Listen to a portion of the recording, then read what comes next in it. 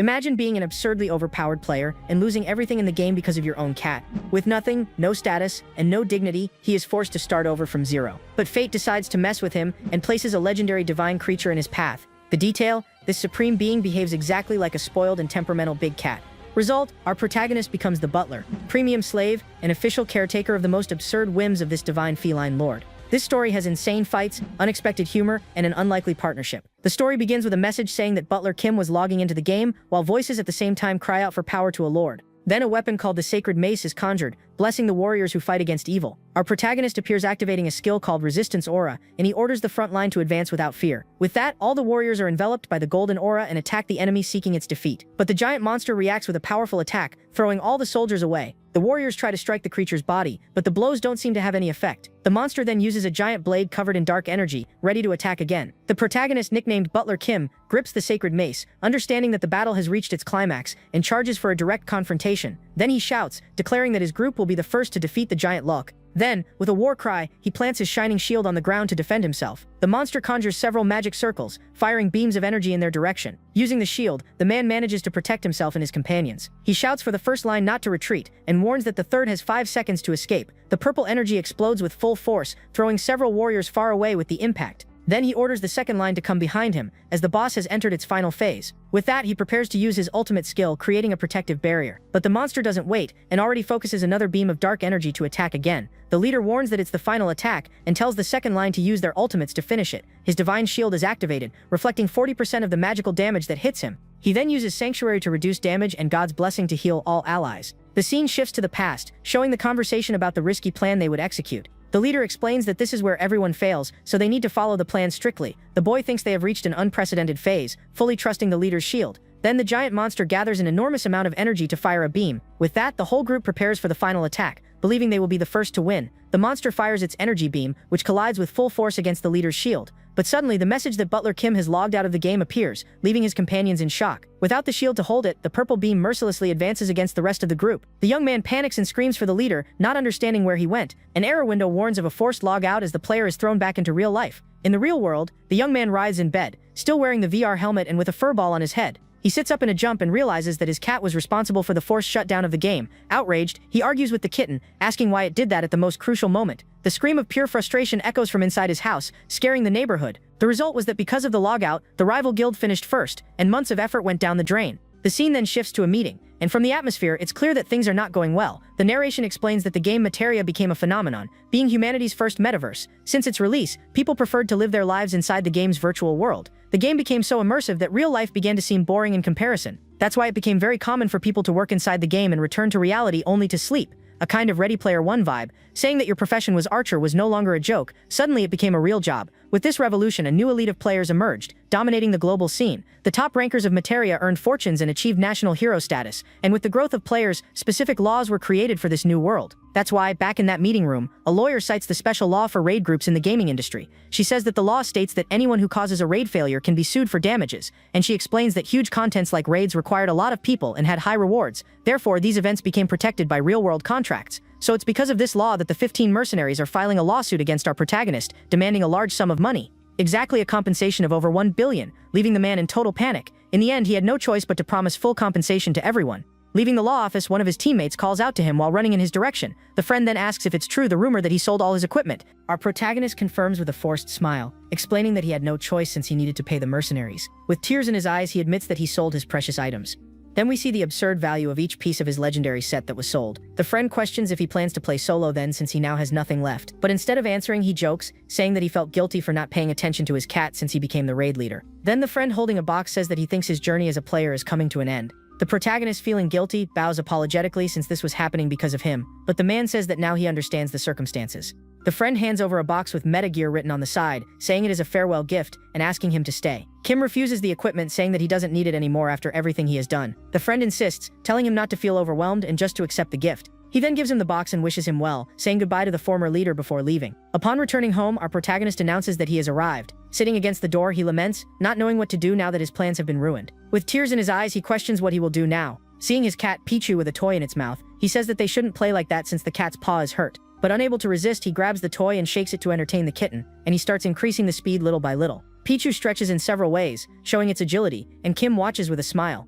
The cat runs across the room dragging the toy, seeming very active for someone with an injured leg. Continuing the game, the protagonist says that they are ready, and now that they've stretched, it's time to start the hunt. He says that he has possessed the mouse and will now show the perfect movements of one. With that, he begins to move the toy mouse across the floor, imitating the sounds of the creature. He teases the cat that is in the box, and the feline attacks the toy immediately. With the cat still in the box, he continues the game, moving the toy mouse from side to side. Then he uses the toy to guide Pichu into the cardboard box. The cat jumps into the box completely, leaving only its butt and tail outside for a moment, and the protagonist gets all mushy looking at the scene, finding the way his cat entered the box very cute. He thinks that being a butler for his cat is a true joy. With a loud meow, the cat jumps out of the box full of energy and ready to play. After the playtime, he serves the food and tells the other cat to be thankful, since it was Pichu who hunted the meal. After playing for 10 minutes, he becomes worried, thinking he might have pushed the cat too far. The scene cuts to a flashback, where the veterinarian warns him to avoid rough play, but the young man argues that Pichu has too much energy and gets stressed if it doesn't play. While washing the dishes, he thinks of a solution to burn Pichu's energy without needing to move too much, until a notification arrives on his phone. He sees the notice from the hospital account and remembers that he had completely forgotten about it. Desperate, he asks himself what he will do, as he has no money even for basic expenses. With no other option, he sits on the floor and starts to open the equipment box he received from his former teammate.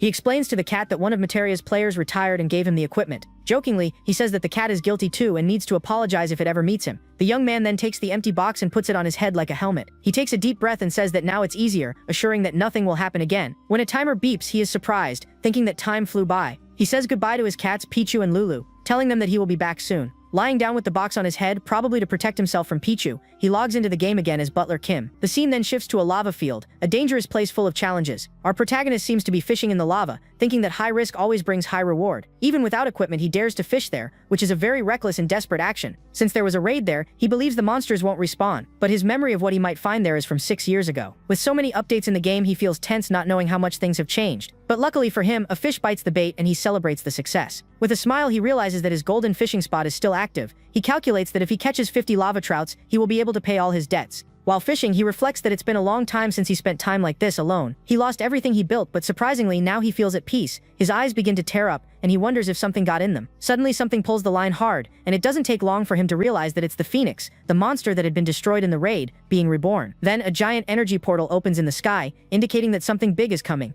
A strong light explodes from the ground, throwing the character far away with the impact of the energy. Then, a monster resembling a lion, covered in blue flames, emerges from a magic circle on the ground. The protagonist quickly realizes that the creature in front of him is not the Phoenix he expected to find there. Startled, he understands that it's a new monster, a raid boss meant for 5 people to face. He knows there's no way to escape, and fighting with his current stats would be suicide. Desperate, he laments the bad luck of a new boss appearing right there in his secret spot. His biggest concern is that the monster might decide to make that place its home, ending his new source of income. The monster corners him, standing face to face and opening its mouth, and our protagonist freezes, staring at the creature's teeth. But instead of attacking, the monster starts licking his face with disgusting slurps, and the monster keeps licking, leaving him completely covered in drool. With his face all wet, he stays silent, totally confused by the bizarre situation. He doesn't understand what the monster is doing and wonders what its intention is. The creature sticks out its tongue at him, and Kim wonders if he's going to be licked to death. Outraged, he shouts, asking to be killed at once instead of enduring such grossness. Then he faces the creature and asks it to kill him with a single blow, without dragging it out. Pointing his finger at the beast, our protagonist swears that,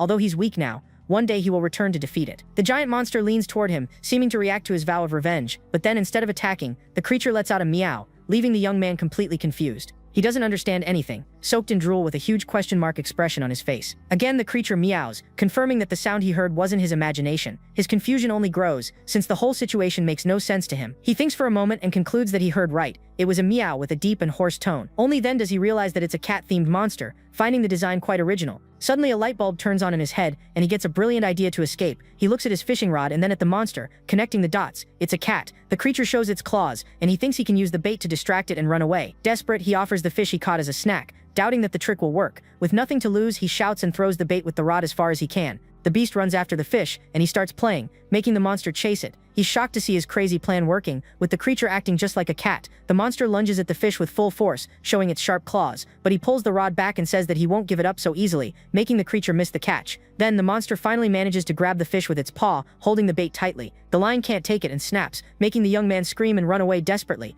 The creature then sits down and starts chewing on the lava fish, enjoying its snack. After eating, it makes a surprised sound, probably realizing that it fell for a trick. The monster licks its lips and starts chasing our protagonist, who's trying to escape and is already a good distance away, so the cat-like monster uses a power that lets it reach the protagonist in a burst of blue energy.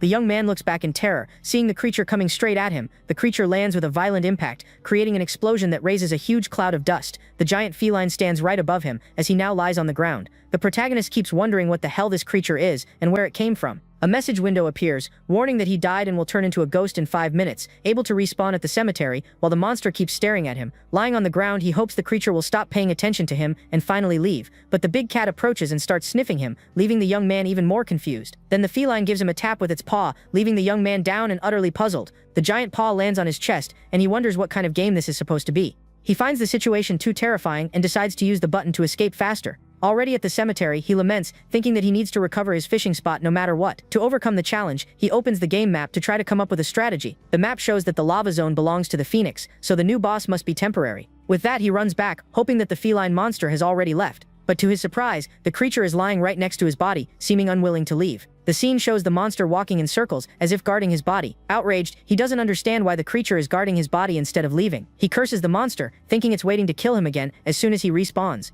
Faced with the problem, he thinks and concludes that there's only one solution. The plan is to revive when the creature turns its back and run in the opposite direction as fast as he can. But the plan falls apart when the monster simply lies down next to his body. To make things worse, the creature snuggles against his body and starts purring. And if you have a cat, you'll find this as cute as I did.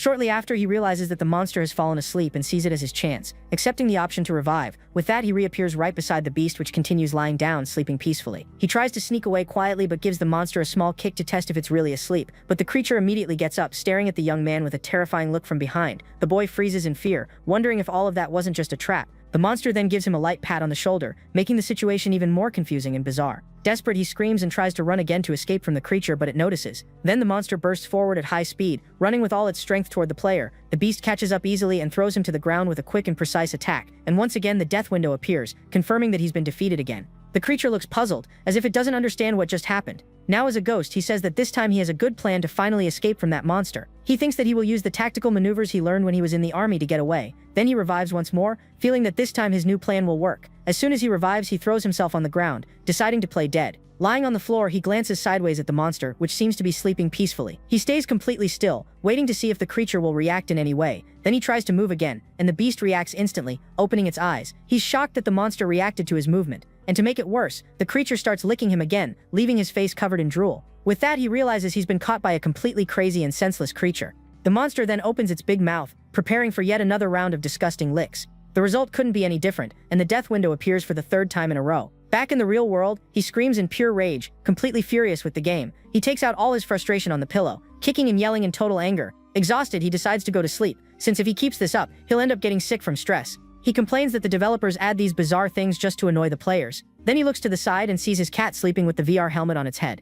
Could the creature actually be Pichu? With a smile, the protagonist notices that the kitty fell asleep there in the corner of the room. Then he approaches the cat and complains that it never uses the little house he bought for it. Suddenly, Kim becomes thoughtful, wondering why he's having such a strange feeling. Then he opens his eyes wide as he realizes something very bizarre and unlikely. He remembers that the monster's scar is identical to the little mark on Pichu's forehead. The young man stays silent for a moment, trying to process that crazy coincidence. But he laughs at his own idea, thinking that this theory makes no logical sense at all. He convinces himself it's just a coincidence, since a cat couldn't log into a game, right? The next day, he reappears in the game, hoping that the creature has finally disappeared for good. He looks around and celebrates in relief, thinking that the creature really left. But as Kim starts walking, he feels a presence and freezes with a look of panic. Out of nowhere, the monster lands right in front of him, proving it was still there, just waiting for him. The creature then gets very close and lets out a meow, as if saying hi. Fed up, Kim gives up on fishing and curses the whole world in anger. The creature walks around him, but the young man seems to have made an important decision. Then the giant monster starts stretching just like a real cat would, and to top it off, the creature turns around and lifts its butt right in his face, leaving him shocked. He's left speechless, stunned by the sight of the monster's butt in his face.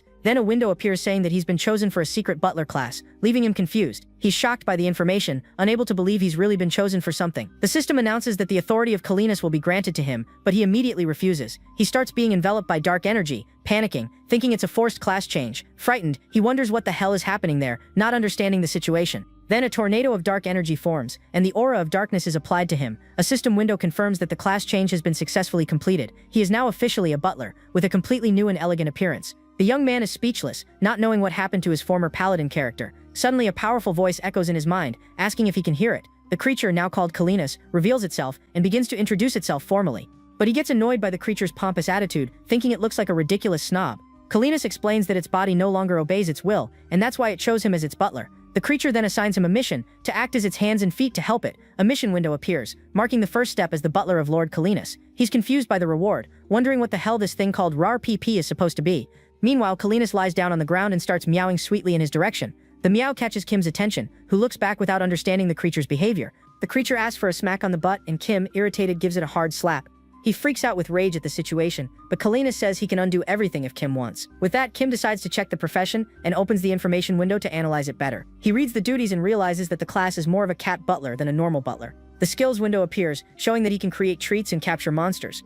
He thinks about his cats and concludes that, since it can be undone, he can just quit later. Then he remembers that he's got a huge debt. He gets an idea and thinks that if he can negotiate money, this might not be so bad. Decided, he turns to Kalinas, calling him master and saying that he understands how hard it must be for him not to have control over his own body. With a smile, he formally introduces himself as Butler Kim, ready for service. He brags that he's an expert in cats. Kalinas doubts it, but the protagonist says he'll prove it with actions, not words. Looking away and extending his hand, he thinks that since Kalinas showed his butt, it means he's not afraid of him. Kalinas lets him pet him, and Kim says he knows cats don't like strangers getting too close, so first contact must be gentle. The monster then rubs against him affectionately, acting like a tame cat. Kim concludes that he's a dog cat, one of those friendly and needy types. The system notifies that a bond has been created, and now he can check the master's condition. He opens the status window and wonders what's causing such a high level of anxiety. He notices that the master is meowing strangely and realizes it's time to start the hunt. A fire salamander appears nearby, and it seems to be the perfect target for Kalinas. The butler says he's managed to check the master's body condition, and Kalinas, curious, asks him to explain. The protagonist explains that the master is in a state of heightened anxiety and asks why. The suspicion is that it's due to the unfamiliar environment, which makes cats anxious. Kalinas says that anxiety is the emotion of the weak and that he'll turn the world into his territory. The salamander senses the threatening presence and freezes in fear, unable to move even a centimeter. With that, Kalinas charges forward and strikes the small fire monster with precision. Suddenly, the master's stress level rises, and the butler realizes that something's wrong. Then an explosion occurs on the ground, raising a massive cloud of dust and debris. Kalinas glares furiously, realizing that the salamander somehow escaped, leaving only its tail behind. He starts poking the ground with his paw, not understanding how his prey simply vanished. His stress level spikes, and Kalinas roars in anger upon seeing the creature flee. At that moment, the butler runs at full speed to fix his new master's problem and try to reduce his stress. He then uses his skill Capture, aiming at the fleeing fire monster. A giant trap opens on the ground, and the system confirms the salamander's capture. The scene changes, and a bluish wall appears out of nowhere, creating a different environment. The butler takes a step forward, entering this new and mysterious blue space. With a confident smile, he asks the master if there's any doubt about his success. He shows the captured prey, saying the master must have felt bad when it escaped. With that, he releases the captured salamander right in front of his master, Kalinas. The creature stares at the prey and crushes it with a single blow, shattering the ground with force. He asks how the service was, and the master's mood improves, reducing his stress. Kalinas feels more at ease and tosses the prey into the air, leaving the butler satisfied. He proposes to start negotiations and immediately says he needs money to support his family. Kalinas is shocked, unable to believe the idea of a butler with fixed working hours. The creature then questions whether he plans to live elsewhere, instead of staying by his side all the time. With a confident smile, the butler confirms that's exactly his plan. But then Kalinas reveals that he has no money at all, leaving the butler in total panic. He suggests keeping the hunting loot as payment, but Kalinas complains about his tone. Then the master accepts the deal and says he can define the compensation as he wishes. He accepts, relieved to have a way to survive without having to fish lava trout. He takes the loot and realizes that this pays much more, and is far safer than fishing. With a victorious smile, he understands that even when everything seems lost, there's always a way out. The monster turns and walks away, making the butler think he's lost interest. He then confirms that the creature is just a giant cat, and prepares for the final step of his plan. With that, he activates the treat-making skill, focusing energy into his hands. The skill finishes, and a plate of grilled salamander with salt is completed successfully. The system then asks if he wants to notify the master that the treat is ready. He wonders what happens if he does, and presses yes to find out. Then Kalinas appears out of nowhere, drawn by the smell of the treat the butler prepared. He realizes that the skill is meant to summon the master, who would otherwise just wander around. Kalinas tastes the food and widens his eyes, shocked by the delicious flavor. He never imagined it could taste like that, and begins devouring everything quickly. With the plate clean, the master licks his lips and already asks for more, wanting to know if there's any left. The butler responds cheerfully that there is, and Kalinas curls up, looking like a small kitten. With that, the skill use in the first part of the tutorial are completed successfully. He begins collecting the salamander's items, earning meat and 14 gold from it. Kim then orders the system to collect all the items. The window confirms that he obtained the creature's meat and another 14 gold and silver. After eating, Kalinas runs off again, exploring the territory with speed. The butler kneels, feeling that finally things are starting to go right. With a confident smile, he notices that a bunch of monsters has started respawning there. Feline then charges toward another salamander, ready to hunt again with his butler. He realizes that every time the master hunts, his wallet gets fatter and fatter. Kim thinks that the best part is that he doesn't even have to lift a finger for it to happen. With a smile, he gets ready to collect the items, savoring the taste of automatic hunting. Feline in small form brings several creatures to him, and he happily thanks the master. Feline says he seems to enjoy the rewards, and he promises to do his best. Then the treat-making skill finishes, and he immediately begins preparing the food. He then calls Feline, who is sitting and waiting, to come eat the snack. After that, the butler decides to check his missions to see what he needs to do. The window for the second part of the tutorial appears on the screen, and he accepts the mission immediately. The new mission is to go to the nearest village, which seems like a very simple task. He thinks it would be an easy quest under other circumstances, but now there's a problem, and that problem is Feline lying there. Kim then wonders how he's going to move that giant cat. He remembers that the creature would get stressed if it left its territory, which complicates everything. Suddenly, some strange bubbles begin to form in the lava, and Feline, being the curious cat he is, tries to put his paw in. Seeing that, the butler tells the master that he's come up with a plan, and Feline tells him to speak. The butler suggests going to the village to gather information about the master's summoning. Feline agrees with the idea, and Kim feels a bit embarrassed since it sounds like it was his idea. But the master reminds him that his body is restricted to the cat's territory and cannot leave. Kim reminds him that the territory expands a little every time he defeats a monster.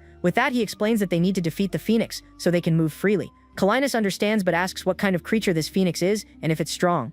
The butler explains that the phoenix is an immortal bird that revives even stronger each time. The creature becomes interested in the challenge but boasts that it will bow before his power. He explains that the phoenix emits flames and that the master's cat body will run away. Feline panics at the idea of fire and starts running and rolling on the ground in fear. The master admits that he feels fear of fire, even knowing it's just a reaction of the body. He then picks up a lava trout and tells Feline to eat it, saying it's to overcome the fear. The butler says that fear can be overcome by diving into the lava, leaving Feline shocked. With a smile, Kim confirms the plan and asks if there's a more effective way than that. The master doubts that his body can withstand it, but Kim explains that boss monsters have high resistance. With a shout, he throws the rod with the bait into the lava, hoping the master will jump after it. The bait falls into the lava, but to the butler's surprise, Feline doesn't even move to grab it. The master says that the fish no longer attracts him, leaving Kim shocked that he's already tired of it. Feline says it's interesting, but not enough to make him jump into the hot lava. Seeing that plan A failed, the butler decides it's time to switch to plan B. He then begins casting a return spell to get out of that dangerous area. The spell is cast and he says goodbye, leaving Feline behind and quite worried. The master stays there alone, staring into nothing, and waiting for the butler to return soon. The scene shifts to Granadia, the city of the Light Faction, a beautiful and bustling place. The butler enters the adventurer's warehouse, a place full of players and items for sale. The shopkeeper greets him and asks what item Mr. Kim is looking for today. He then asks for sugarcane, spring water, a rope, and a bunch of dynamite. The woman hands over the items and asks curiously what he's going to use all that for. He explains that it's to tame a monster, and even asks for a catapult to complete the kit. The shopkeeper wishes him good luck, but he leaves feeling like he's forgotten something. He goes back to the counter and apologizes, remembering that there was a guard passing nearby. With a smile, he says that he almost forgot to ask the shopkeeper for one more little thing. The scene shifts, and he returns to the lava zone, finding a giant twisted tree. He throws a rope, thinking that tree is fireproof. Then he climbs the tree after leaving the sugarcane burning in front of the monster's den. He explains that the creature living there loves sweet things, especially sugarcane. Before discovering that, hunting the beast was a pain, since it hid in the lava. The monster then begins to emerge from the hole in the tree, drawn by the smell of the sugarcane. A furious fire creature appears, shouting and asking who dares to disturb its sleep, but then it sees the sugarcane and becomes hypnotized, completely forgetting its anger. The butler grabs the spring water, which extinguishes fire and removes flame resistance. He throws the water and says that no matter the place, a cat's favorite prey is always the same. Then the creature transforms into a giant fire rat. The rat screams, not understanding what happened, and the butler laughs in its face. With a mocking look, Kim calls it Squeaky, saying it's always very cute. The rat gets angry, but the butler only finds it even cuter for trying to act tough. Squeaky brags, saying that the butler has no idea how terrible he becomes when angry. With a menacing look, he says he'll spare his life only because of the sugarcane, but the butler just laughs, finding his threat insignificantly adorable and cute. The rat realizes it can't use its flames and that the butler seems way too relaxed. Furious, he charges at the protagonist, saying he gave him a chance to live, but he refused it. Then the rat makes a move, dodging the protagonist and heading toward the lava. Squeaky threatens that next time he's dead, and the butler tries to stop him from jumping, but it's already too late, and the rat jumps into the lava, forgetting he no longer has resistance. The little creature starts screaming in pain and runs out of the lava, completely burned and terrified. He starts crying in pain, and the system notifies that monsters can now be turned into servants. The butler then grabs a silver tray and prepares to capture the fire rat. The creature panics, hitting the lid and asking where it's being taken. With a cold look, the butler warns that it will be a sacrifice for his master. The rat falls into total panic, unable to believe he's about to be sacrificed like that. The rat laments that he'll die without even having gotten married, and Kim mocks him, saying it's truly a shame. Desperate, he screams and begs for someone to save him, saying he doesn't want to die no matter what. With a wicked smile, the butler offers him a way out, and even promises to find him a partner. The rat doesn't think twice and accepts immediately, asking what he has to do to survive. Kim then apologizes for the scare and explains that the first option is to become a servant of his master. He details that as a servant, he won't take any damage, which is a guaranteed way to survive. Kim then explains that the second option is to lure the master into the lava, and Squeaky considers that a betrayal. Even so, the rat agrees and says that Kim must keep his promise to find him a partner. The butler then asks to open the servant creation window, and the start button appears on the screen. Without hesitation, he presses the button to begin the process, and a magic circle shines. The fire rat is caught by the light of the circle, which starts surrounding him with powerful energy. The energy grows stronger, and the rat's face fills with panic, terrified by the whole process. The butler holds the silver tray, which begins to shake and emit thick white smoke. Two windows confirm that the rat has become a servant, while Kalinus waits alone on the edge of a cliff. The butler finally arrives, and the master asks where he's been that took him so long to return. The butler assures the master he'll be excited, and Kalinus says he's eager to see how his body will react. With that, a cloud of smoke explodes, drawing Kalinus' attention as he turns curiously to see. He sniffs the smoke and hears a small sound, wondering what the hell that thing in front of him is. Kalinus stares at the rat and tells the butler he's feeling something very strange in his body. The master's heart races with excitement, and he's completely hypnotized by the prey. Squeaky remembers that the butler said this was to remove Kalinus' fear so he could hunt the phoenix later. With a smile, he asks the rat to guide the master for the cause of darkness. Squeaky then drinks a speed potion and runs off, shouting that it's all for the noble cause. The chase begins, with the little rat running and leaping over rocks to escape the predator. The rat rolls down a slope, but Kalinus makes a giant leap and continues right behind him. Kalinus yells that he won't let him escape, while Squeaky runs with a determined look. Suddenly, Squeaky releases a burst of fire to gain speed, trying to hit his pursuer, and Kalinus dodges the flames with agility, without losing the rhythm of the frantic chase. From afar, the butler watches the two coming his way, and a dark crack opens in the wall beside him. He holds the dynamite, tense, realizing the two are running far too close to each other. He realizes he needs to detonate the bomb to buy time and help Squeaky escape. Kalinus leaps, almost reaching the rat, while thinking he's been tricked by the wicked butler. Then Kim suddenly appears, shouting for Squeaky to run as fast as he can. Master Kalinus widens his eyes, not understanding what is happening. With that, he lands hard, throwing the butler to the ground like a rag doll, raising dust with the impact. The little rat takes the chance to keep running. But Kalinus doesn't even care about the interruption and goes back to chasing Squeaky at full speed. Squeaky then runs straight into a dark fissure, following the butler's plan, and the master goes in right after, not realizing he's falling into a dangerous trap. The scene shifts inside the fissure, showing a path that leads directly to a river of lava. Kalinus corners the little rat at the edge and warns that there's no way for him to escape. The master then asks to play with him, but Squeaky looks half scared and half determined. Without thinking twice, he jumps off the edge and challenges Kalinus to catch him if he can. The master takes the bait and leaps after, realizing too late that he fell into a trap. In midair, he tries to turn and use his claws to grab the cliff's edge, scratching the rock. As he approaches, the butler watches Kalinus clinging to the rock with his claws to keep from falling. He says that sometimes the master reminds him of his pet cat because of his feline body and uncontrollable reactions. Hanging there, Kalinus asks if that cat is the family the butler needs to support. With a smile, he confirms and says it's a cute little guy who hates to lose. Kim remembers his cat's reactions to the smallest provocation. He then gives a small smile, fondly remembering his little pet. Kim then offers help if the master doesn't have the courage and places his hand on his paw, but instead of helping, he pushes Kalinus' paw down with all his strength.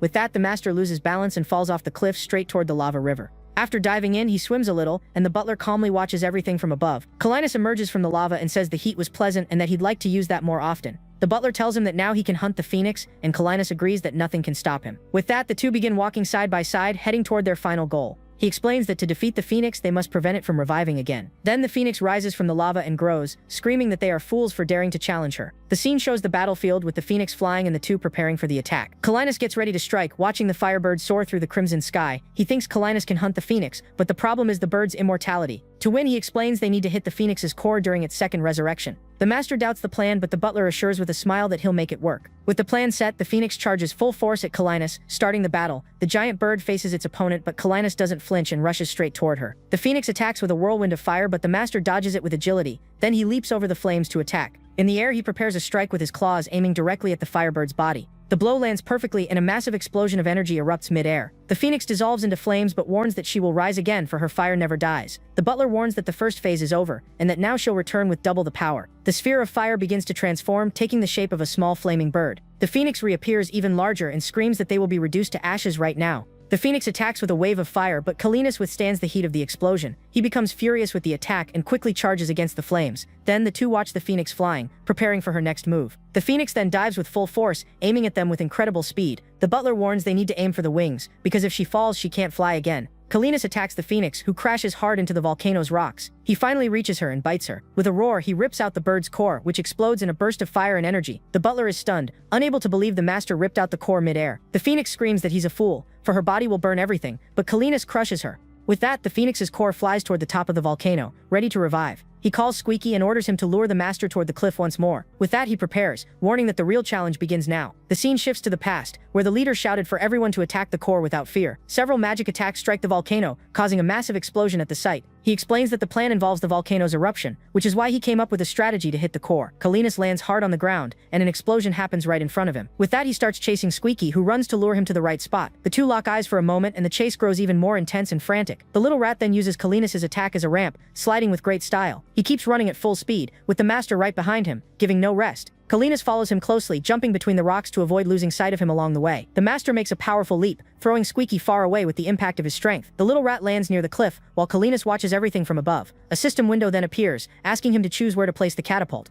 He selects the perfect spot, a little closer to the edge of the cliff, and confirms. With a confident smile, he prepares to summon the equipment he's going to use. The catapult then rises from the ground, brand new and ready for his crazy plan. He shouts for Squeaky to hold on tight and run a little faster to reach him. The rat says he's scared, but Kim tells him he's the only one who can guide the master. With a shout, the butler launches Squeaky with the catapult, starting the final part of the plan. The little rat flies at high speed toward the phoenix's core, which was floating in the air. Then, he crashes straight into the ball of fire, clinging tightly to the center of the core. Kalinas charges forward at that exact moment, ready to strike the core with his sharp claws. The scene shows Kim explaining that as a servant, the rat wouldn't take any damage from the master's attacks. Squeaky looks suspicious and asks if the butler isn't lying to him again. With that, Kalinas hits the core with a powerful blow, causing a massive explosion. The butler celebrates the success of the plan, and several system windows confirm their victory. The rat wakes up on a tray and thinks he's gone to heaven, while the butler jokes about charging a service fee. Kim then mocks Squeaky, asking if he really thought he'd go to heaven after dying. Squeaky tells the butler that it was a good strategy, while Kalinas approaches them. With a shout, he congratulates the master for becoming the new ruler of the lava zone. The scene then shows the master's new territory, which now includes an ancient and imposing temple. They walk toward the temple, where a light awaits them inside. It was a glowing treasure chest, probably the reward for their victory. He approaches the chest, thinking the reward for breaking the record must be good. With a confident smile, he gets ready to open it, anxious to see what's inside. But upon opening the lid, his eyes widen, completely shocked by what he sees. An incredible sword emerges from the chest, and he can't believe such an amazing item dropped for him. With a trembling hand, he recognizes the weapon as the Phoenix Blade, the legendary Aniclimax. Kalinas asks if that's the Phoenix's relic, while Kim holds the sword, overjoyed. The butler then admires the shining blade, finding the sword simply magnificent. He thanks the master and begins taking the loot, but Kalinas tells him to wait a moment. The master warns that the sword seems too powerful for him to handle properly. Kim becomes nervous and recalls the contract, asking if the master is going back on his word. But Kalinas assures that he keeps his promises and takes the immortal flame that was inside the chest. He says he's more interested in the flame, and Kim jokes that cats love the light. Then Kalinas allows him to take the items, and the butler gets ready with the sword in hand. Relieved, he opens his inventory to store everything quickly before the master changes his mind. The window confirms the items, and he thinks that maybe he can recover financially with this money. Suddenly, Kalinas starts panting and asks the butler why that's happening to him. Kim realizes the problem and understands that the master feels betrayed for losing the loot. He apologizes and explains that the master feels that way because the items went into his inventory. Furious, Kalinas says he wants to punch him in the face, but Kim asks for a moment to fix it. He then takes out a glowing green ball from his inventory to try to calm his master down. Kalinas approaches curiously, and the butler explains that it's a catnip ball, saying it's something cats love. He's not sure if it'll work, but the master is already rubbing against the ball and starts meowing. Kalinas rolls on the ground, meowing and rubbing against the catnip ball, completely hypnotized. Kim feels relieved to see that the master has calmed down, enjoying the pleasant effect of the item. He explains that he got the ball as a bonus when buying a cat costume in an old event. The scene shows several players wearing cat costumes, enjoying the scent of the catnip candle. Back in the present, the master licks the ball, and Kim is surprised that the trick worked. He then says he wants to repay the master's generosity and asks him to wait. With the master's permission, he opens the auction house menu to look for an item. He starts searching for recipes that use meat or fish as the main ingredient. He scrolls through the list of recipes, looking for something he can cook for his master. Then he realizes that there are barely any recipes for his level, and decides to check his proficiency. The system informs that he's an apprentice, but can use his points to become an expert chef. With a smile, he considers the possibility of becoming an advanced expert chef all at once. The scene shifts to the past, showing all the sacrifices he made to save money in the beginning. Excited, he celebrates the idea of finally being able to cook delicious dishes for his master, but the cost is very high, and he sees it's a heavy investment to make a good impression. To get the money, he decides to check the latest price of the Aniclimax sword in the auction house. The window shows that it was worth a lot, and despite being old, its rarity makes it quite valuable. With no time to waste, he decides to list it for 14,000 gold, even though he thinks it's worth more. The sword sells instantly, and he laments the waste, thinking he could have asked for a higher price. With the money in hand, he confirms the research and spends almost everything to level up his cooking. A light surrounds him, and the system confirms that he has become an advanced expert chef. Kalinas asks what he was doing, and the butler explains that he was researching cooking for him. With his new proficiency, he opens the menu and sees that he now has many more dish options. He analyzes the recipes, wondering which one would be the best choice for his master. Thinking it through, he decides that fish is the safest option and begins preparing the dish. Without worrying about the cost, he buys the largest and freshest fish he can find in the auction. With that, he also acquires all the seasonings and tools necessary for the recipe. The system explains that the preparation is risky, but he starts cutting and seasoning the fish. He then places everything in a giant pot and begins cooking the dish carefully. With a golden glow, the infernal tail stew is finally ready to serve. He tells the master that the food is ready, and Kalinas praises the delicious smell he's sensing. The master then plunges his head into the pot and starts devouring the fish tail eagerly. Kim becomes worried, wondering if the master didn't like the dish since he started with the tail. But Kalinas tastes a strong, spicy flavor, his tongue tingling from the seasoning. Slowly, he swallows and feels a sweet flavor spreading through his mouth. With a sigh of satisfaction, the master finally says that the dish was delicious. Curious about the taste, the butler wonders how it is and grabs a piece to try. He starts drooling just from looking, finding the fish meat quite juicy. He takes a bite and stays silent for a moment, savoring the dish's flavor. Then he understands the master's feeling, explaining the soft texture and delicious taste of the fish. After eating, Kalinas lies on the ground, completely satisfied with the meal. He then comments that it was an excellent flavor, something he had never tasted before. The creature thanks him for the meal and begins purring, showing gratitude to the butler. Kim bows and says it was just a small gesture, but the master praises him for his luck in finding him.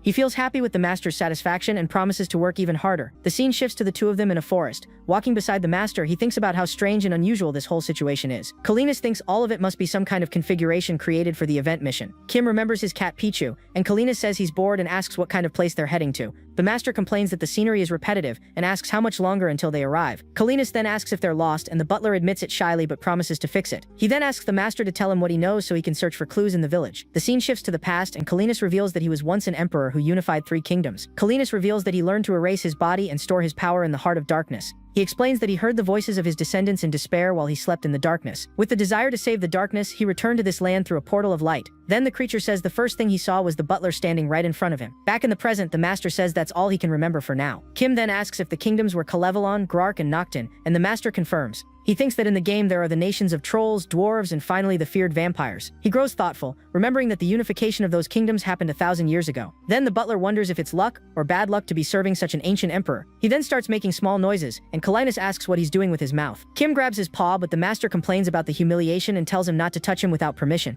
The butler keeps petting him and asks how he feels, and Kalinas tells him to do it harder. The scene changes to an orc village. An orc enters a hut and calls for Lord Durgan, who is sitting inside. Durgan notices that Lord Jagra seems worried, so he asks what's wrong with him. The old orc explains in fear that the phoenix's energy has completely vanished from the area. The Lord thinks it will revive, but the orc insists that this time the extinction is complete. Durgan stands up in shock, and the old one warns that the monster must have realized it too. A female orc rises, worried, saying they need to come up with a plan quickly. Suddenly the Lord's wife says that Riley went out hunting and still hasn't returned home. The scene shifts, and all the orcs gather outside, looking toward the mountain. Durgan becomes worried upon seeing smoke in the middle of the forest. It turns out the smoke was being caused by the protagonist when he summoned Squeaky. Kim wants to use the rat to cheer up the master, but Squeaky stands still, unwilling to cooperate. But the rat is irritated since the butler keeps asking for things but never fulfills his own promises. He tries to flatter Squeaky, but the rat revolts against his fake kindness. Squeaky then jumps onto his face, punching him furiously in protest. At that moment, it's revealed that someone is watching them from nearby. Soon, the hooded figure gets ready to attack with a dagger. Unaware of the danger, they continue their conversation. With tears in his eyes, the little rat shouts that the butler doesn't know what real fear is. Kim apologizes but says they need to leave before sunset, just as a shadow appears behind him. Squeaky screams desperately, warning that someone is right behind the butler. The enemy attacks, but Kim dodges at the last second, and Kalinas notices the imminent danger. Kalinas asks where the creature went, and if the butler is alright while facing the attacker. The enemy lunges and strikes Kalinas with a quick blow, but the blade has no effect. The enemy stops, realizing he won't be able to defeat them. Then he hides in the bushes, camouflaging himself, and starts running through the forest with agility. He gets distracted when Kalinas leaps into the air, heading straight toward him. Out of nowhere, the butler grabs his hand, and Kalinas stomps on both of them in irritation. Kalinas finally finds the goblin, and the butler excitedly celebrates, thinking they found an orc. The small orc panics and begs desperately for them to spare her life. The scene changes, and the goblin wakes up as a voice shouts that she's finally opened her eyes. With a smile, Kim tries to calm her, assuring that they're not actually bad people. He explains that they were lost and asks her to guide them to the nearest village. But in truth, they had tied her up and hung her upside down over a cauldron. By late afternoon, the goblin leads the two through the forest toward her village. The butler then calls her by name, Layli, and the little goblin answers promptly. He asks if she felt afraid when she first saw the master in the forest. She confirms that she was scared, but he doesn't understand why she attacked instead of running away. The three stop for a moment, and the goblin looks embarrassed by the butler's question. Layli explains that to become a warrior, she needed to hunt a big monster for her father. Kim is shocked by the girl's audacity, thinking she's far too reckless for her age. She says she just wanted to show her father that she was ready to become a warrior. With a sad look, she admits she still has a long way to go, and that her father was right about her. He assures Laylee that she's strong and that her ambush would have worked on a normal monster. The girl is surprised and asks if that's true, since her opponent was the mighty Lord Kalinas. With a confident smile, the butler guarantees that she can fully trust his word. He explains that she's a champion monster, with the perfect combination of stealth and attack. Laylee looks confused, not knowing what that means, and Kim deflects, unsure how to explain it. Finally, they see the village lights, and the butler feels relieved they've arrived. He says he's glad they got there before dark since he'd have to log off soon. Suddenly, an orc runs toward them, shouting Laylee's name in desperation. The little girl waves and shouts "Mom," but wonders why everyone is standing outside. A giant orc then slams his axe on the ground and orders them to stop where they are. Laylee tries to calm her father, but he tells her to come closer and threatens the two strangers. She offers to try persuading them, and the butler agrees, leaving it to her. With that, the three walk slowly toward the group of orcs waiting for them. Laylee's mother grabs her, asking if she's alright, but the girl doesn't understand, asking what's wrong. Then her mother smacks her on the head for going alone to the mountain, and Kim realizes the persuasion failed. The orcs tell them to leave, and the butler says he'll look for another path. He wonders if it'd be better to try convincing them, or simply make them submit by force. With a smile, he approaches the master and says he's already decided what to do. Kim then turns to the orcs and asks how they dare bare their teeth at him like that. With a fiery speech, he declares that his master is the true king and demands respect. The elder orc doubts the story but asks him to prove that he's truly the Lord of Darkness. Squeaky then steps forward and announces that they just defeated the Phoenix, guardian of the lava. The elder is shocked, unable to believe the Phoenix was really defeated by them. The butler says he expected their doubt and opens his inventory to show proof. With a smile, he displays the Phoenix flame and asks if they believe him now. The butler then orders everyone to kneel, and the orc army recognizes the Phoenix flame. But one of the orcs doubts it, saying the flame alone doesn't prove they were the ones who defeated it. Thinking they're too skeptical, the butler tosses the flame into the air with an irritated look. Kalinas jumps and catches the flame midair, preparing to show his full power to the orcs. With the flame in his paw, he prepares to attack, showing he's not playing around. The Phoenix's power explodes, creating a wave of fire that spreads across the ground. The explosion hits all the orcs, trapping them within the cracks of flame that form. The power is so immense that it throws all the orcs far away, raising a huge cloud of dust. The orc leader is stunned, unable to believe the devastating power he just witnessed. He then stares at Kalinas' true form, revealed as a dark and imposing being. Terrified, the Lord kneels, and all the other orcs follow his example immediately. With everyone kneeling, they finally recognize Kalinas as the true Lord of Darkness. A system window notifies that the orc tribe has now sworn loyalty and will serve the master. Kalinas praises the butler for a job well done, and the butler takes the opportunity to ask for a compliment as a reward. The scene shifts, showing the orc village at night under a starry sky and a crescent moon. The butler then opens the mission window and confirms the next stage of the game's tutorial. The new mission is to earn the tribe leader's trust and gather important information. Suddenly, Kalinas complains that he feels uncomfortable there and wants to leave soon. The scene shows an aerial view of the village, which seems to be located in a very isolated place. The butler notices that the village is poorly protected, with a weak fence and little guard presence. He explains that the source of the discomfort is the old garrison, and Kalinas orders him to fix it. The butler says he's logging off work and asks the master to hold on for just one night. Kalinas complains that it's obvious he's happy to leave, but Kim says everything is already prepared. He then says goodbye, promising to confirm the lodging once more before going. The scene changes to a simple hut made of straw and wood. Inside, Laylee tells her father that she's gotten stronger, strong enough to defeat warriors. Her father explains that the village is in danger and asks her to wait while he takes care of everything. But the girl accuses him of avoiding her, and the father sighs, unsure what to say to his daughter. Laylee then stands up and says she wants to join the war, asking for her father's permission, but he cuts her off and says that's enough, while she insists that she's ready to fight. The father turns his back and reminds her of his rule, leaving the girl frustrated. He then says firmly that a woman cannot become a warrior in their tribe.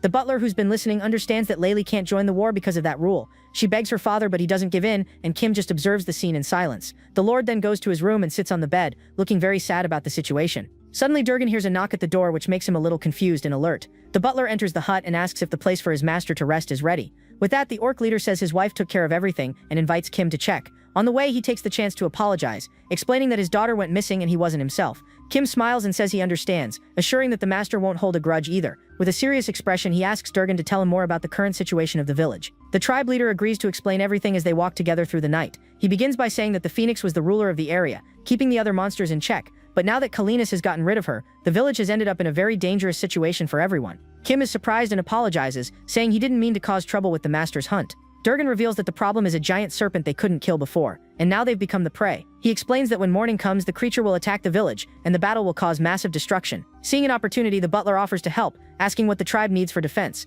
But Durgan hesitates, wanting to know if Kalinas is the kind of lord who truly protects his subjects. Kim praises the leader in his thoughts, saying he's putting his tribe's safety above all else, which makes him a good chief. With a smile, he assures that if the serpent is weaker than the Phoenix, the master will handle it easily. The orc leader grows hopeful and asks if they'd really do that for his tribe. Kim reassures him, saying the master will protect the village, which will earn their trust. Durgan thanks him deeply, but his wife arrives, interrupting their conversation. She explains that since Lord Kalinas is huge, they prepared a place for him outside. The butler is shocked by the idea of an outdoor room, but the woman asks him to follow her. With a serious expression, he thinks this is bad, already imagining the master's reaction. The orc woman shows him a simple tent with furs on the ground and asks what he thinks, but he becomes stressed, knowing that cats only feel safe in enclosed spaces. Then a tutorial window appears, notifying that he can use his points to improve the base. He realizes he needs to use his RPP points to make the master more comfortable in the village. With a smile, he notes that the tutorial always helps him and opens the upgrade menu. Kim then turns and thanks the orc woman for preparing the room for his master, but he warns that the master wouldn't feel comfortable and asks permission to make some improvements. She agrees, saying she'd greatly appreciate his help.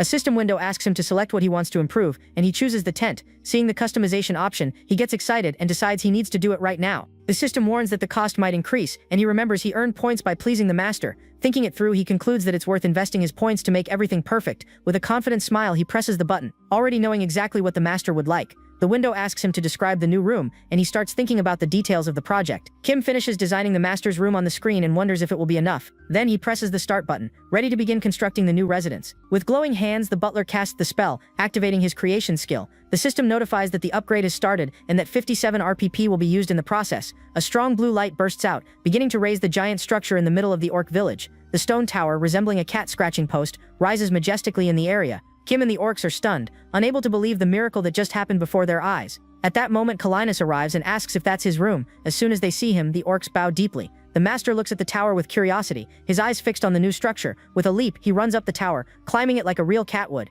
At the top, Kalinas settles in and says he really likes his new and amazing room. With another jump, he descends the tower gracefully, landing easily on the ground again. Kim informs the orcs that the master liked it, and Durgan's wife praises the butler's excellent work. Durgan says he's relieved and tells Kalinas to call him if he ever feels uncomfortable again. Kalinas then lies down on the bear pelts, looking quite relaxed in his new space. Inside the room, the master yawns, and the butler appears at the door to talk to him. The master asks if he gathered any information, and Kim reports that a giant serpent is coming. He explains that they need to defeat it, since the orcs still don't fully trust the master. Kalinas asks if the serpent is strong, but the butler assures him it will be easy for the master. The master compliments him for the room, and the system rewards Kim with more service points. Then Squeaky panics when he hears about the serpent and asks if he'll have to fight again. The butler asks for Squeaky's help, but the little rat immediately refuses, shouting that he won't do it. Kim says it's fine since he already has another plan, leaving Squeaky completely confused. He says goodbye to the master and wishes him a good night as Kalinas gets ready to sleep. With that, a system message appears, notifying that Butler Kim has finally logged off from the game.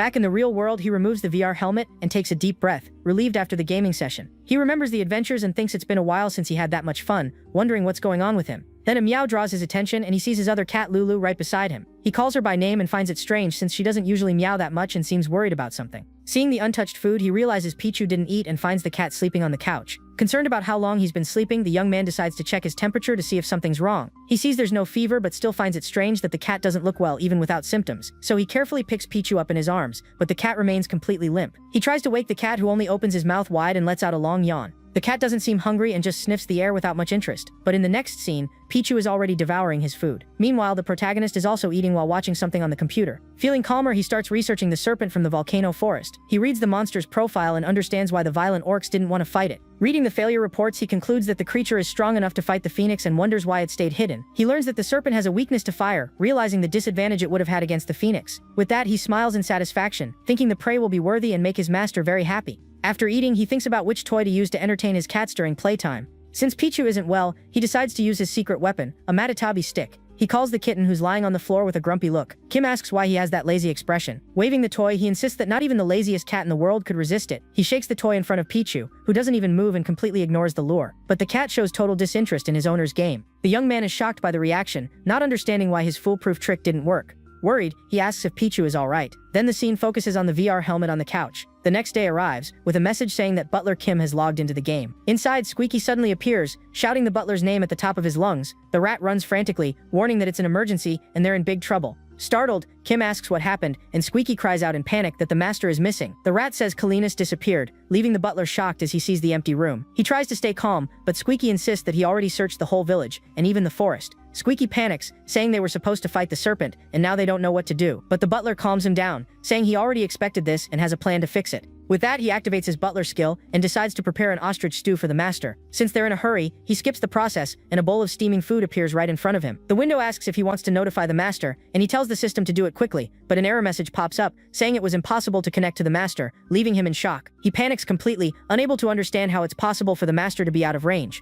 Desperate, he runs outside, and Squeaky asks where he's going. Kim runs through the village shouting for the master, while Squeaky just watches, unsure what to do. Seeing this, the little rat gives up and laments, saying they're doomed now. The scene then shifts to a dense forest, showing the dark entrance of a cave. Inside the darkness, a pair of glowing eyes reveals the giant serpent. With a gleam in its eyes, the serpent begins to coil, ready to emerge from the shadows. The creature slithers out of the cave, its scales shining under the daylight. Back in the village, the elder orc senses a strange energy, and Durgan asks what's wrong. The old orc realizes the serpent is moving, with a deeply worried expression on his face. Despite the elder's concern, Durgan remains calm. The elder finds it odd, but Durgan says they're about to witness Lord Kalinas's power in action. He smiles confidently, knowing that the serpent, which had been a disaster for years, will finally be defeated. The two walk toward the tower, with Durgan laughing and the elder still skeptical. They reach the tower, and Kim panics even more when he sees the two orcs arriving.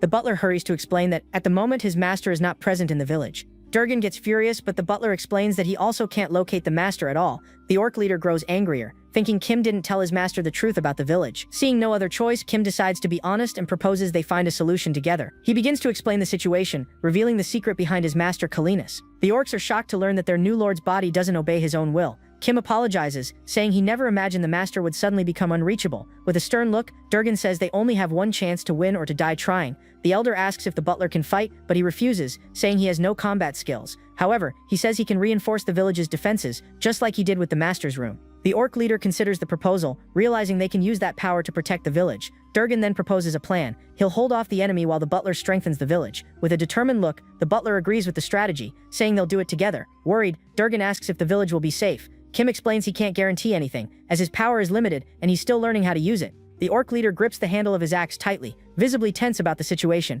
He warns that even if the enemy breaks through, no damage must reach the village. The orc leader glares at him and warns that if this fails, he'll come back to collect the consequences. A system message appears, stating that the chief's trust level has hit rock bottom. Kim thinks he expected that, but he can feel the heavy atmosphere hanging over the village now. Squeaky asks what he thinks they should do, and Kim says they need to find the best way to protect the village. He then decides to check how many RPP points he still has available for defense. The window shows he has 192 points, and he realizes he'll have to stop the monster using only that. Remembering the serpent's weakness to fire, he opens the servant management window. He looks at Squeaky's stats and wonders if he should try strengthening the little rat for battle. But recalling Squeaky's panic, he concludes the timid rat won't be useful for this mission. With a hand on his chin, the butler grows thoughtful, trying to devise the best defense plan. He concludes that the best option will require risking his own life, leaving Squeaky horrified. Then he turns and asks to be buried in a sunny place, sending Squeaky into a panic. Just then a stone projectile strikes a wooden post hard, catching everyone's attention. Kim looks and sees Laylee training, throwing stones with a kind of slingshot.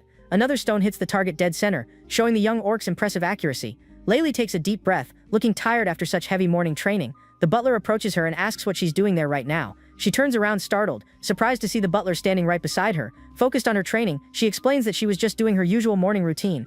But he questions her, reminding her that a giant monster is about to attack the village. She says she can't go to battle because the male warriors will handle the monster. Kim looks bored, realizing her words carry a hidden meaning. He reveals he overheard her argument with her father and asks if she's training out of anger. Embarrassed, she denies it and says she just enjoys training, even if she never becomes a warrior. The butler teases her, asking if that's really true, and she nervously yells that it's not. He then explains that her father doesn't forbid her because she's weak, but because he worries about her. With a calmer look, the young orc thanks him for trying to cheer her up, but the butler suddenly turns serious, completely changing the mood of the conversation. He warns her that the monster is stronger than they think, and that the warriors won't last long. She defends her father, but Kim confirms he knows how strong her father is. That's exactly why he's worried. He explains that as the leader, her father will be the serpent's main target, which is extremely dangerous. Worried for her father, Laylee turns and says she needs to see the battle with her own eyes. Kim tries to stop her, but the girl insists she must go, even if it only makes things worse. Seeing there's no way to change her mind, he stops her and offers Kalinas's power to help her fight. With a serious look, he assures her that if she wants to defeat the monster, she'll need that power. The young orc remains silent for a moment,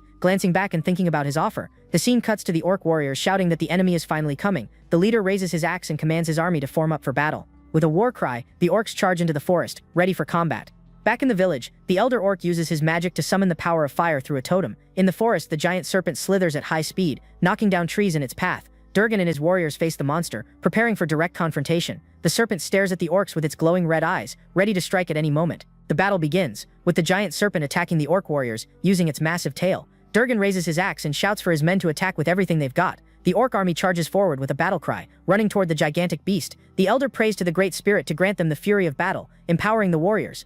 The orcs strike, but their blows have no effect against the serpent's hard scales. The monster counters with a powerful swing, hurling the orcs away with its tail's impact. Durgan realizes his axe can't pierce the scales. It's like striking solid iron. The serpent locks eyes with him, cold and unblinking, preparing its next move. The monster lashes out again, spinning and sending more orcs flying with its powerful tail. Seeing the massacre, the elder uses his magic to shield the warriors with a barrier of steel. An orc with glowing hands attacks fiercely, finally managing to shatter a piece of the serpent's scales. Durgan seizes the opening and strikes with his shining axe, landing a powerful blow. The monster recoils, hissing and trembling in pain. The serpent retreats quickly, finding itself surrounded by the warriors. Durgan shouts for them to chase it down, fueling the fight with his commanding voice. From within the smoke, the serpent suddenly reappears, opening its massive jaws to strike. The creature coils tightly, preparing to attack while the orcs charge toward it. The monster opens its mouth wider, ready to unleash its next assault. The orc leader tries a strike from above, but the spear shatters on impact with the scales. He realizes the serpent's scales have become even harder after the last attack. Then he notices the serpent beginning to emit a greenish vapor. Sensing danger, he shouts for his army to fall back, knowing the next attack could be fatal. The serpent releases a poisonous cloud, spreading across the battlefield and engulfing all the warriors. Durgan is stunned, wondering if the monster did all that deliberately to poison them. He realizes the venom can't be blocked by holding their breath, which is a massive problem. Slowly, he feels his body start to paralyze, losing sensation in his arms and legs.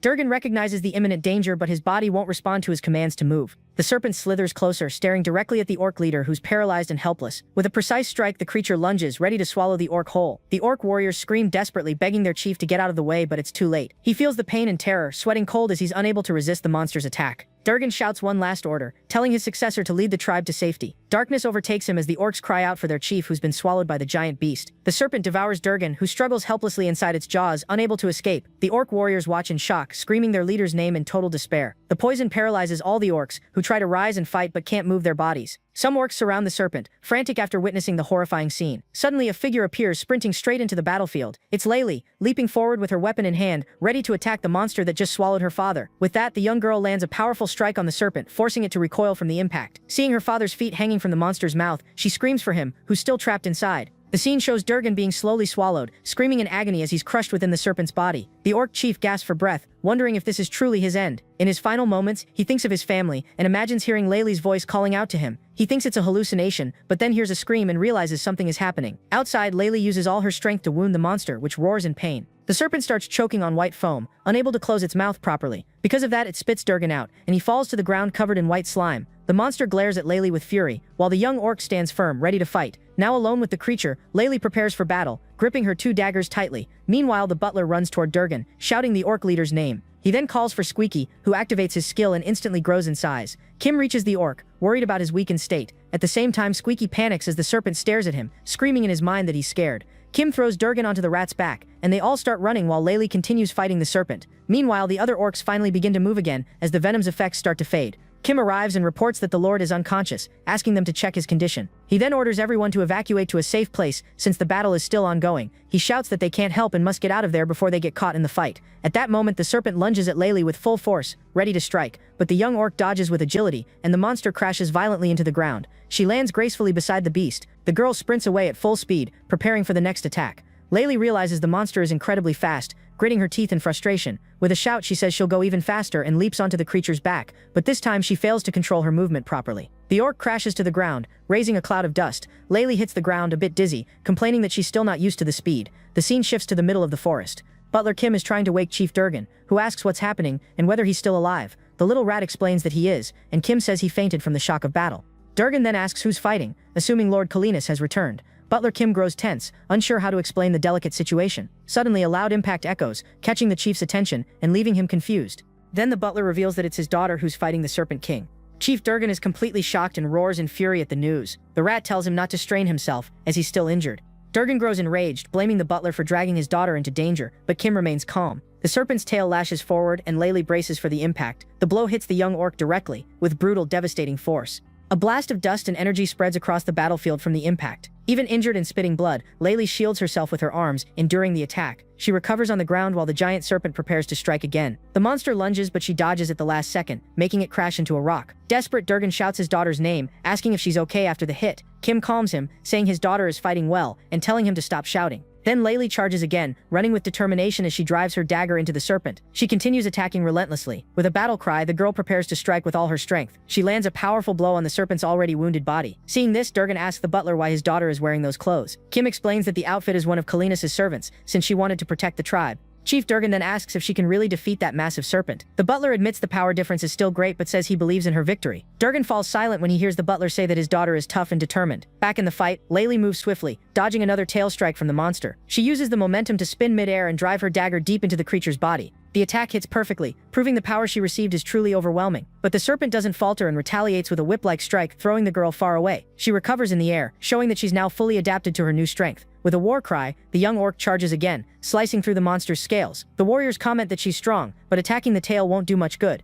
Another orc notices the serpent looks scared, refusing to let Laylee approach its head. As time passes, it's Laylee herself who begins to grow impatient. She charges at the creature's body, looking for any opening for a decisive blow. The girl prepares for another direct confrontation, facing the serpent head-on. The serpent roars as it's hit, and Kim explains that Laylee is in a panic state. Then Durgan shouts for his daughter not to chase the beast, warning that it's a trap. He tells her she must shatter the creature's scales with all her strength, and the girl advances with glowing eyes. Laylee stomps the ground hard, preparing to leap. The young orc leaps high into the air, dodging the serpent's stream of poison. In mid-air, her dagger begins to glow with red energy, ready for an attack. Everyone watches tensely as the serpent locks eyes with the girl above. With a furious scream, she invokes the power of the phoenix, covering her arm in flames. Engulfed in fire, she dives with all her strength, aiming a direct strike at the monster's head. The blow lands perfectly, causing an explosion that shatters the ground and raises a massive cloud of dust. With its head bleeding, the monster recoils, writhing in pain from the flaming strike. After the attack, Laylee drops to her knees, gasping for breath and drained by the power's intensity. The serpent thrashes on the ground, the gaping wound in its body still burning with the phoenix's flame. From afar, the orcs watch in awe as the massive serpent finally collapses. The creature's body stops moving, defeated on the forest floor. The scene shifts as the orc warriors sprint forward, shouting in celebration. In the distance, the rest of the tribe cheers, screaming that Laylee managed to defeat the monster, but Chief Durgan watches silently, a thoughtful expression on his face. He turns to Kim and asks why he gave the power to Laylee instead of reinforcing the village. The butler explains that he saw in her a very rare ability, something that intrigued him deeply. The orc says Laylee had always trained to be strong and dreamed of dying as a warrior. With a small smile, Kim asks the chief what he plans to do from now on. Durgan doesn't answer, clearly moved by the butler's words about his daughter. In the background, the other orcs begin a countdown, getting ready to celebrate. They lift Laylee up, throwing her into the air and chanting her name as the new hero of the tribe. Kim simply watches the girl being celebrated, realizing his plan worked better than expected. In the middle of the crowd, Chief Durgan pushes forward and finally calls out to her. Still leaning on Kim for support, he asks worriedly if his daughter is all right after everything. The young orc runs toward her father, visibly relieved to see him standing again. She asks if he's okay, and Durgan, full of pride, tells Kim to let go of him now. Durgan thinks with determination that he needs to fix the mistakes he made. He then places a hand on her shoulder, telling her that she saved the village. With that, he declares that no matter what anyone says, she is the greatest warrior of the tribe. He apologizes for his harsh words, and she hugs him tightly, overcome with emotion. With shining eyes, she asks if that means she can now go to battle. He hesitates for a moment but then nods with a sigh. Durgan proudly says that the greatest warrior of the village can't stay behind. Laylee thanks her father and hugs him tightly, thrilled by his words. With that embrace, Durgan feels his soul almost leave his body, startling Laylee.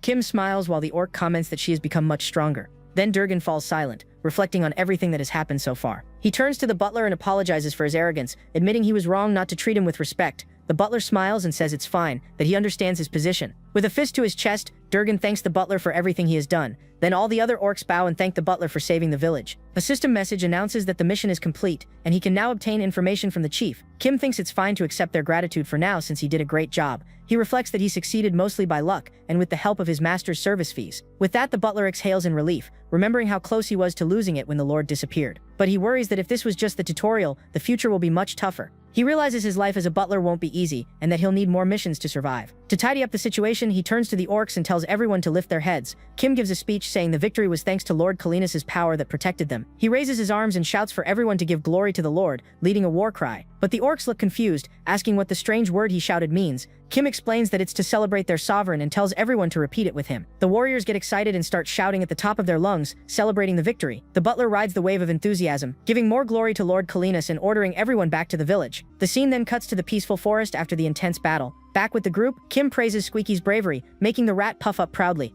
Squeaky insists he won't help again, but Kim teases him by promising the location of a candy farm. As they walk through the forest, Kim explains that he still needs information from the orcs. Suddenly, Laylee appears and calls out to the butler, who turns in surprise. He asks why she was waiting, and Laylee says she has a question for him. The girl explains that earlier, flames burst from her sword during the battle. In a flashback, she says it felt impossible, but the fire helped her pierce through the scales. She says it was an energy she had never felt before, and it didn't seem like her own power. He explains that it was her flame, and that the power merely awakened her latent potential. With that, he explains that her tribe possesses the fire attribute, meaning that power was hers all along. But she says she heard that if he had given that power to another warrior, they wouldn't have been able to do what she did, and he grows embarrassed. The young orc stares in disbelief, wondering if what she heard could really be true. The butler confirms it, saying he already knows the skill level of the other warriors. She apologizes, thinking he did all that just to help her earn recognition as a warrior, but he tells her to believe more in herself. Then he asks why she thinks he's so great, and threatens to hang her over the cauldron again. That makes the girl blush and smile, finding his mock threat amusing. Suddenly, Laylee announces she's heading off, catching the butler completely by surprise. She runs away excitedly, shouting that she'll train even harder from now on. The butler just watches with a satisfied smile, proud of the girl's renewed determination. Then her status window appears, showing that she's now level 39. The scene flashes back to when Kim saw she didn't have enough points to level up. He wondered if there was another way to strengthen her without spending so much. That's when he found the fire essence, which seemed like the perfect solution to the problem. It was the flame of immortality, granting extra fire damage and double effect against the serpent. But he hesitated, fearing that giving her such power might diminish the value of her own effort. The butler grew thoughtful, trying to find the best way to grant that strength. Back in the present, he hopes she'll understand his decision when she learns the truth. The scene shifts to Durgan's hut in the middle of the orc village. Inside, Kim reveals that his master once mentioned descendants who awakened his power. Chief Durgan listens carefully, starting to piece together what's really going on. He then reveals that all of this might be connected to the ancient and powerful kingdom of Nocturne. Durgan explains that the kingdom lies in ruins, and that some are trying to awaken a power left behind by an ancient emperor. Kim says that it's probably Kalinas's power. But then he questions how Kalinas ended up there, so far from the kingdom of Nocturne. The chief reveals that there's an unknown altar on the plains east of the volcano. Kim says that if it's related to Kalinas's summoning, it's worth checking, but the orc warns against it. Durgan explains that the altar is difficult to locate, yet Kim insists they must head to Nocturne soon. After the talk, the butler steps out of the hut and lets out a long sigh. Suddenly, a system window pops up, notifying that the information search is complete. Step 3 of the tutorial ends, granting him 200 RPP. He then asks the system to display the next mission. The mission is to find the summoner in the kingdom of Nocturne, with a very high reward. Squeaky asks if the master will return, and Kim assures him he will, since the quest isn't over yet. Suddenly, a meow catches their attention, making both of them jump in surprise. Up on the tower, Kalinas appears, meowing as if nothing happened. Relieved, Squeaky shouts that the master is back, and the butler admits he was worried. Kim runs toward him, demanding to know where he had been all this time. He scolds the master, yelling that he can't just disappear without warning. The master apologizes, saying he doesn't remember exactly what happened. Kim assumed the master went hunting, but Kalinas says he now feels at peace. Kim admits it was difficult without him, and asks for an explanation, and the master agrees. He proudly recounts how he defeated the serpent against all odds. He explains that by doing so he earned the tribe's trust and valuable information. The master seems pleased, and Kim thanks him for acknowledging his hard work. Then he takes the opportunity to request authority and an emergency service fee. The master thinks it over and agrees, saying it's a good idea. The scene cuts to Laylee saying goodbye to her mother, who tells her not to get hurt. With that, the orcs swear to follow the path of Lord Kalinas together. Durgan bids farewell, saying the tribe will never forget its debt to the butler. But Kim notices Laylee joining them and asks why. She says she's heading in the same direction. He asks her destination, and the young orc replies that she's going to the capital to enlist as a mercenary. The butler stays silent for a moment, processing the news. Kim comments that she seems to like the clothes, and Laylee agrees, saying she's a familiar of Kalinas now anyway. With that, the group continues their journey down the road. The butler informs the master that they must reach the kingdom of Nocturne as quickly as possible. On the ground, the little rat Squeaky grows restless, preparing for the butler's plan. He grumbles, confirming if it's true they're heading to the Candy Tree Field now. But Kim explains that the master loses interest quickly, so the rat will need to lure him along. The rat understands the plan and runs off, shouting to get the Lord's attention. But Lord Kalinas remains in place, watching everything with a bored expression. Squeaky stops and looks back confused, asking why the master isn't chasing him. Kim then asks if the rat ate something spoiled to be acting like that. Kalinas complains that no one has ever behaved this way toward him before, while Kim tries to stop the rat's bizarre antics. The rat mocks the master, who calls him an insolent creature. To draw attention, the rat fires a burst of flame, but the master remains uninterested. Then suddenly Kalinas lunges forward with full force, making the rat scream in panic. He smacks the rat upward with a single blow, sending poor Squeaky flying as he yells for someone to save him. While spinning in the air, the rat shouts, asking when they'll reach the candy tree, and the butler tells him to wait. He's already come up with another solution. He opens the summoning window and selects all his familiars at once. A dark portal forms and pulls the familiars into his silver tray. Laylee and Squeaky reappear in miniature form, and the girl immediately asks what just happened. The butler explains that the master has flopped on the ground and refuses to move. With that, he makes the tray vanish from his hand. He reasons that reducing their weight might lower the master's resistance to being mounted. Taking advantage of the opportunity, he carefully climbs onto Kalinas's back. Once mounted, he asks if the master feels uncomfortable, and Kalinas admits that it's unpleasant. The master says there's nothing to be done and that he'll endure it, even without full control of his body. Kim instructs him to walk straight like a cat, promising to guide him when needed. Kalinus obeys his butler and begins walking along the forest road. Riding on his back, Kim is impressed. His lord moves fast even at a relaxed pace. But suddenly a winged creature appears in the sky and dives toward them. Kalinus reacts instinctively, dashing forward at incredible speed and catching Kim off guard. Unfortunately, he charges in the wrong direction, leaving the butler completely panicked. Moments later, a massive explosion erupts among the trees, sending dirt and leaves flying. Kim crashes to the ground, dizzy, while the master effortlessly captures the creature. Kalinus then suggests that the butler prepare a snack and summon him at the final destination. But Kim explains that the notification system failed before, and he's afraid of losing him again. In the middle of his panic, a system window appears, revealing a new ability, the power to miniaturize the master. Kim lights up with excitement, announcing he's found the perfect solution. Standing up, he opens the skill window and begins the shrinking process. With a voice command, a bright blue light surrounds Kalinus' body. The transformation ends with a small puff of smoke in the clearing. When the smoke clears, Kalinus is turned into a much smaller version of himself. Now tiny, he lets out a confused meow, clearly disoriented by his new body. Everything around him looks enormous, and the butler stares in disbelief. Shocked that his master has literally turned into a cat, Kim opens the mount window to check his options. But the system asks if he wants to summon his tamed wild horse instead. He decides to carry the master in his arms, thinking it might be faster alone, but then hesitates. Instead, he rents a carriage and asks if everyone's comfortable during the ride. Inside, Layli says it's great, and the carriage continues down the road. He keeps the horses steady, guiding the carriage carefully along the forest path. While Squeaky naps peacefully, Lord Kalinus sits beside him, wide awake and visibly irritated. Squeaky opens his eyes the moment Kim announces that they've arrived at their destination. The rat jumps up and rushes out of the carriage, bursting with excitement. Wearing a little bow tie around his neck, he marvels at the place, finding everything amazing. He dashes toward a bamboo forest, shouting that the place is paradise. The butler waves him off and Squeaky complains, accusing him of being glad to get rid of him. Kim feigns a dramatic farewell, but the rat tells him to cut the act. Then Squeaky demands that Kim keep his promises, reminding him he'd said he'd find him a girlfriend. The butler plays dumb, making Squeaky even more frustrated. Suddenly they hear cries for help and see a bird chasing someone. The creature swoops overhead, pursuing a terrified female mouse running across the field. The little mouse looks exhausted and frightened as she sprints at full speed. She manages to dart into the bamboo forest, forcing the bird to change direction. Squeaky instantly falls in love with her, hearts practically popping from his eyes. Determined, he charges off in the same direction, completely smitten. He speeds away, and Kim calls out one last farewell. Near the carriage, Kalinus asks if that was a goodbye and says it's a shame. He thought the rat was amusing. Kim asks if they can leave now, but the master says traveling is tiring and that he wants to rest. Kim gets emotional, thinking it's concern, but the lord only wanted his snack. Realizing that, Kim asks if the master would like to eat something. The master requests meat, and the butler immediately says he'll prepare it. He activates his cooking skill, and the system notifies him that there's serpent meat in Layli's bag. Licking his lips, he already imagines the perfect dish to make with it. The dish is grilled marinated eel, and just thinking about it makes him hungry. The system asks if he wants to use the recipe with the serpent meat, and he instantly agrees. Suddenly, tiny Kalinus lets out a loud meow, catching everyone's attention.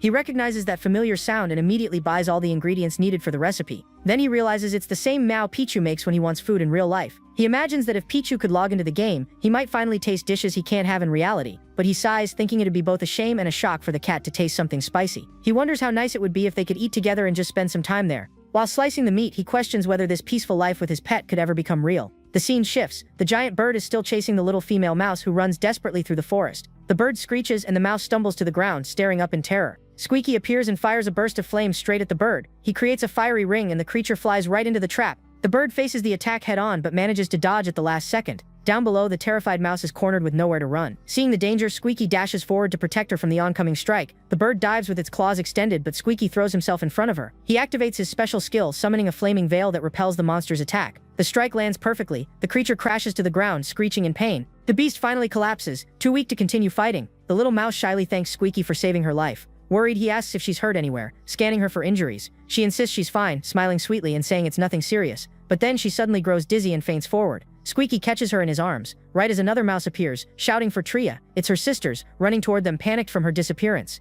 Tria calls out to them and they rush to her side, overjoyed to see she's safe. Squeaky watches the reunion, happy that he made it in time to help. Tria tells her sisters she's okay, because Squeaky saved her from danger. Her older sisters thank him profusely for rescuing their youngest sibling. Puffed up with pride, he says of course he always helps his kind when they're in trouble. The rescued mouse gazes at him admiringly, too shy to speak at first. Finally, she asks for his name, leaving Squeaky blushing furiously. He turns red and starts imagining her as his future bride. His fantasy spirals. He imagines their wedding, their children, even growing old together. He dreams of starting a peaceful new life right there, but then his heart burns, and he shouts that his name is Koroboros. He yells that he's a servant of Kalinus and runs off, leaving the sisters behind. The female mice look at each other, confused by the name Koroboros, not understanding his outburst. The scene cuts to the group having a picnic. Kalinus already wondering what the day's meal will be. Kim presents the dish, explaining that it's grilled, marinated eel from his own world. He warns that it might be too much for the master to eat alone, and tells Layli to just sit and wait. The butler starts assembling the dish, placing a piece of meat and rice on a lettuce leaf. He adds vegetables and sauce, explaining that it's a different kind of serving style.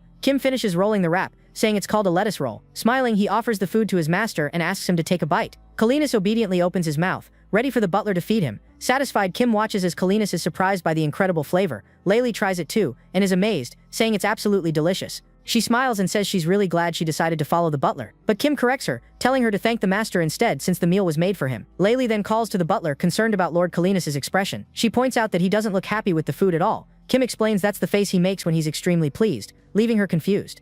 The scene shows Kalinas' thoughts, describing the rich aroma and the perfect taste of the meat. The butler swells with pride for pleasing his master and earns 45 more service points. Sitting with Layli, they hear Squeaky's voice saying he's glad they haven't left yet. Out of nowhere, Squeaky bursts out of the bamboo forest, startling everyone. Seeing him back, Kim asks about the little mouse and if she turned him down. But Squeaky explains that between her and the Lord, his heart chose to serve Kalinas. He kneels, declaring it would be his greatest honor to remain by the Lord of Darkness's side. But the butler cuts him off, saying he can't come with them, shocking the rat. He explains that they'll soon leave the Phoenix's territory and it'd be dangerous for Squeaky to follow. The rat says it doesn't matter, he already has a solution. And Kim, curious, asks what it is. With a loud cry, Squeaky declares that he simply needs to become stronger. The butler argues that he could live like a king in that peaceful place, but Squeaky insists that's not his dream. Suddenly, someone calls out to him as Sir Keroboros, and the little rat turns around in surprise. There, the three young mice appear, carrying bamboo on their backs and looking exhausted. Astonished, Squeaky asks if they followed him all the way there and demands to know why. The smallest one explains that a flock of eagles has been hunting them and begs for his help. Squeaky blushes deeply, realizing she's asking him for a favor. The others confirm it, pleading for him to defeat the eagles. They live constantly in fear and hunger. Meanwhile, Kim remembers that Durgan once mentioned the altar could be accessed through a tunnel, but finding it in the plains would be nearly impossible. He calls out to the mice, interrupting their plea. The butler asks if they can help him locate a tunnel somewhere on the plains. The little mouse explains that the tunnels are their home and proposes a deal. If he helps them first, they'll show him the way. High above, a flock of eagles circles, scanning the ground for their prey. The birds dive at high speed, moving in formation to attack the panicked mice. At that moment, Layli charges forward across the plains, sprinting toward the battlefield.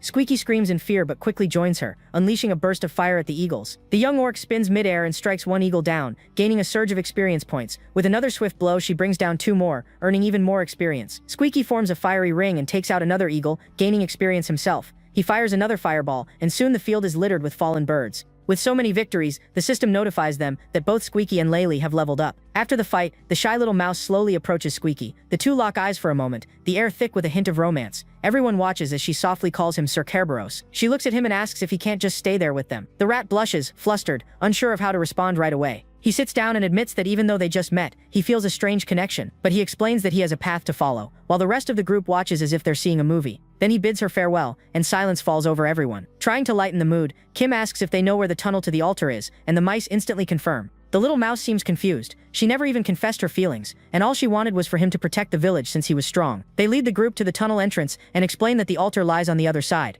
Kim and Layli thank the mice, who wave goodbye before heading off. The butler turns to Kerberos and realizes that the rat has already made his decision. Kim asks to speak seriously, addressing him as Kerberos, and the rat admits he likes being called by his true name. Kim explains that his role has always been to serve as the perfect bait for Lord Kalinas. Kerberos asks if that means he must keep doing it, and the butler confirms. Outraged, he accuses Kim of wanting to discard him now that the master has lost interest. Layli steps in, pleading with Kim to give the rat another chance. Even Kalinas finds the butler's attitude harsh. But Kim says he can't force him to face something he's so afraid of. He thought the farewell was a reward, but Kerberos insists that he wants to stay. So the butler warns that if he's going to remain, he must become stronger than before. Kim asks if he's capable of that, and the rat accepts the challenge with determination. The scene shifts to a training field, where the butler announces that they'll undergo 3 types of training, calling them recruits. The two look confused by the term, and Kim warns that today's session will be intense. The butler yells to confirm they understand, and both shout back in agreement. He calls on the rat, who immediately responds. Kim glares at him with disdain, asking if a nobody just spoke to him informally. The rat freezes, stammering for an explanation before correcting himself and saying, "Sir." With a stern expression, Kim orders that during training he must respond only with "yes sir" or "no sir." Layli tries to calm the situation, but Kerberos grows defiant, and Kim scolds him harshly. Furious, the butler shouts that the rat has lost his qualifications and orders him back to the lava zone. The rat panics, remembering that he gave up everything to become a servant of the master. Defeated, he apologizes, and the butler gives a satisfied nod. Kim explains that for tactics, military command is key, and that he is the commanding officer. Layli gets excited, thinking it'll be great military experience. Kerberos grumbles, but Kim praises his energy as fitting for an elite recruit. The butler then lists 3 objectives: maintain the master's interest, strengthen courage, and improve teamwork. Kim asks if he understands, and Kerberos shouts understood with all his might. Kim declares that the first exercise is to rekindle the master's interest in Kerberos. With a confident grin, he promises to show how much Squeaky has changed, and the master looks eager to see it. They all take their positions, ready to begin. The rat shouts that he's ready for training and that a small Felinus doesn't scare him. Then Kim gives the order to start, declaring that his mission is to satisfy the master. With that, the master charges straight toward Kerberos, his body engulfed in flames. Felinus lunges, but the little rat dodges nimbly, narrowly avoiding the strike. Still, the master manages to catch up and stomps on his tail, finally pinning him down. With his prey trapped, Felinus leaps onto the rat, who screams in panic. The butler announces that he's been caught and must now pretend to be a defeated prey. Kerberos writhes dramatically, squealing and flailing in exaggerated despair. Kim signals that something is still missing. Then the rat remembers, the master's final reward. Kim declares the mission a success, saying the master will always look forward to playing with him. He immediately begins the second phase, courage training. Kim explains that the rat must remain still and endure the master's attacks. He asks if Kerberos is ready, and the rat salutes, replying that he is. But suddenly a gigantic Felinus looms over him, a massive paw descending from above, terrifying the rat. Felinus slams the ground, and Kerberos has no chance to react. Kim calmly uses his silver tray to scoop up whatever's left of the poor rat. He asks if Kerberos can still stand it, and the trembling rat admits he's terrified. The butler chuckles, saying that if he keeps taking hits all day, he'll eventually get used to it. Kerberos stares in disbelief, wondering if the butler is actually a demon. Training continues, with Felinus relentlessly pounding Squeaky again and again. The attacks keep coming, over and over. The scene shifts to night, where the courage training resumes at the edge of a cliff. Over time, the little rat grows used to it. He no longer fears the master's massive paw. Covered in flames, he shouts defiantly at Felinus, daring him to come at full force. This time, the master lands a direct hit, crushing Squeaky under his paw. Kim then announces the start of teamwork training, explaining that both he and Laylee will join. He says they'll use Kerberos as bait to lure the master, but Laylee questions the plan. Kim clarifies that it's meant to prepare them for larger enemies, since the master tends to avoid big targets. Kerberos protests, reminding them that the phoenix was already much larger than Felinus. The butler calmly replies that there are even bigger monsters ahead, making Kerberos shiver at the thought. He reveals that inside the tunnel lies the altar's guardian, a massive, powerful creature. Laylee realizes that they need to distract the master so he doesn't notice the looming threat. Kim explains that the goal is to make the master so furious that he destroys a specific boulder. Kerberos asks what they should do to make the master that angry. The rat vows to do his best to enrage him, and Felinus seems to agree. Kim orders everyone to take their positions, ready to start the exercise. Laylee grabs Felinus, bracing herself and shouting that she's ready. Kerberos ignites his flames, screaming to draw the master's attention. The butler yells for them to begin, and Laylee dashes across the field at full speed. Kim grabs Squeaky, now a blazing ball of fire, and Laylee shouts for him to throw it her way. With a cry, he hurls the flaming rat, and Felinus sprints after it, trying to catch it mid-air. Laylee catches the fiery ball, and Felinus charges toward her, continuing the game. He leaps to grab the rat, but Laylee dodges at the last second. Felinus slides across the ground, immediately preparing another strike. The training continues. They toss Kerberos back and forth while the master gives chase. Laylee throws him again, and Kim rushes to catch the flaming rat just before the master does. He succeeds, infuriating Felinus even more. Then Kim throws Kerberos in the opposite direction. The rat takes off running at full speed, with Felinus chasing right behind. The butler watches the scene with sharp focus, waiting for the perfect moment. Smiling, he presses the initiate button, triggering the final stage of the plan. A light shines over the boulder, and Kerberos slams into it, causing a fiery explosion. Clinging to the rock, the rat grins with pure satisfaction. Reaching his prey, Felinus transforms back into his giant form, roaring with fury as he attacks. The scene shifts. The group now walks through a vast area filled with ancient ruins. Apparently, this is the altar they had been searching for. Kim and Kerberos run side by side, exploring the new path. Laylee carries the master above her head, while Felinus asks what exactly the butler is looking for. Frustrated, Kim explains he's been searching for a key to activate the altar, but hasn't found one. Felinus approaches, puzzled. He thought the altar would respond to him automatically. Kim asks Laylee to hand the master over, and she carefully places him in the butler's arms. He lifts the master high and spins around, hoping to trigger something. Felinus dryly remarks that holding him a bit higher won't solve the problem. Kerberos comments that the butler seems broken from not finding an answer. Kim allows him to speak freely, but the rat insists on staying formal. The butler frowns, unsure when the hierarchy between them flipped like this. Then Kerberos suggests that maybe the altar isn't reacting because the master is still tiny. Kim freezes, stunned. He hadn't thought of that earlier. A bright light flashes as Felinus returns to his full towering form in the center of the ruined altar. The stone pillars begin to glow, and a blue energy portal opens in the middle of the structure. Overjoyed, the butler cheers that the plan worked. The altar is finally responding. He explains that the altar didn't recognize the master because his aura remains concealed while he's in his smaller form. The energy portal stabilizes above the altar, and Felinus watches closely to see what will emerge. From within the swirling light, a man in a black suit steps forward, an elderly butler radiating an intense, shadowy aura. Kim studies him carefully, frowning. The man looks more like a corrupted servant than a guardian of the altar. Then, to everyone's shock, Felinus recognizes him instantly and calls his name Fenrir. The newcomer places a hand on his weapon, ready to draw it at any moment. Laylee instinctively prepares to fight, but Kim stops her, warning that the man doesn't seem hostile. With a sharp motion, Fenrir thrusts his blade into the ground, the impact cracking the stone beneath him. He kneels before Felinus, lowering his head, and addresses him as Lord, the true sovereign of the Shadowed Lands. Felinus studies him and murmurs that it has been a long time, noting that Fenrir has not slept for 1,000 years, even after everything that happened. Fenrir asks if the Lord has forgotten the command, but Kalinus suddenly roars that he remembers nothing. Startled, Kim and Laylee flinch at his outburst, unsure how to react to Fenrir's expression. The old butler begins to tremble, clutching his chest as dark violet energy seeps from his body. With a scream of pain, he mutates, his figure twisting into a massive monstrous form. He gasps that he's losing control and doesn't know how long he can hold on. Kim realizes they might still be able to extract information, but only for a brief moment. Understanding the urgency, he focuses. This is a ticking bomb, and they have to act fast. The scene shifts into what seems to be a mental vision, a dark corridor where a mysterious figure walks through the shadows. The man's voice echoes, saying he heard that Serentium has fallen, shocking the unseen lord. He explains that relations were once peaceful, until a sinister faction resurfaced. The lord asks if it was the Morbus, and the man confirms grimly that yes, it was them. The scene cuts to a grand throne hall, narration revealing that everything began with the assassination of a prince. The man continues, Morbus orchestrated the murder to spark a war. As the kingdom burned, he reveals that their descendants couldn't withstand the onslaught of the players. The lord frowns, confused by the word, and the man explains a portal had opened in Serentium. Through it came entities from another world, beings who called themselves players. The lord demands to know how many, and the man replies, hundreds of thousands. Fenrir narrates that Morbus tried to steal the master's power the moment he awoke. The descendants discovered the plot and fought fiercely to protect that power. But in the middle of that chaos, something completely unexpected happened. A small cat appeared out of nowhere, right in the center of the ritual's unleashed energy. Kalina stares, stunned, and Fenrir confirms, the master's essence entered the creature. That cat became a colossal beast, the very form Kalinus inhabits now. Unable to communicate, the defenders watched as Morbus's army stormed the citadel, while the beast raged uncontrollably. To preserve their lord's power, they had no choice but to let the creature escape. Fortunately, the descendants had built an emergency teleportation system for such a crisis. To hide him, they chose the most unpredictable destination possible, the world of the players. They found a player named Butler Kim, since butler means one who serves and cares for cats, so they teleported their master directly to him. Back in the present, Fenrir finishes his account, and the group finally understands how everything unfolded. Kim then asks if it would be dangerous to go straight to the kingdom of Nocturne after all this. Fenrir warns that several other altars exist, and instructs them to find them, to restore the master's full body. Kim nods, realizing that rushing to Nocturne would have been a fatal mistake. Fenrir says they were lucky, but his voice falters as his control begins to slip. A surge of dark aura erupts from him, and he shouts that his time is up, ordering everyone to run. Completely transformed, he roars and slams his monstrous paw into the ground, splitting the stone. Laylee cries that his body is still expanding, and Kim commands everyone to retreat immediately. Kalinus leaps into the air, dodging a devastating strike. Fully consumed by his corruption, the giant wolf bellows with rage, his eyes burning with bloodlust. He smashes the altar to rubble, unleashing waves of dark power in every direction.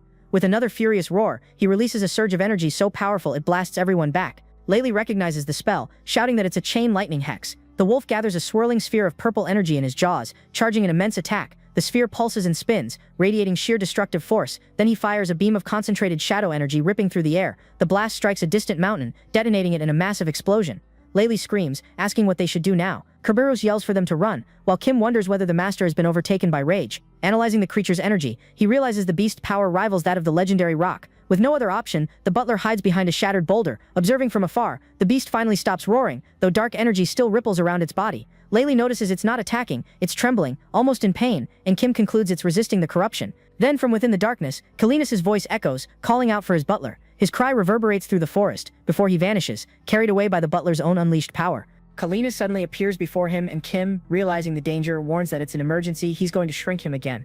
In an instant, the master returns to his small form, once more resembling a harmless, adorable kitten. Kim kneels and explains that Fenrir is suffering, asking permission to try to calm him down. The little master orders him to let him face Fenrir directly, and Kim obeys without hesitation. Laylee, alarmed, shouts for him to stop, warning that approaching the monster is suicide.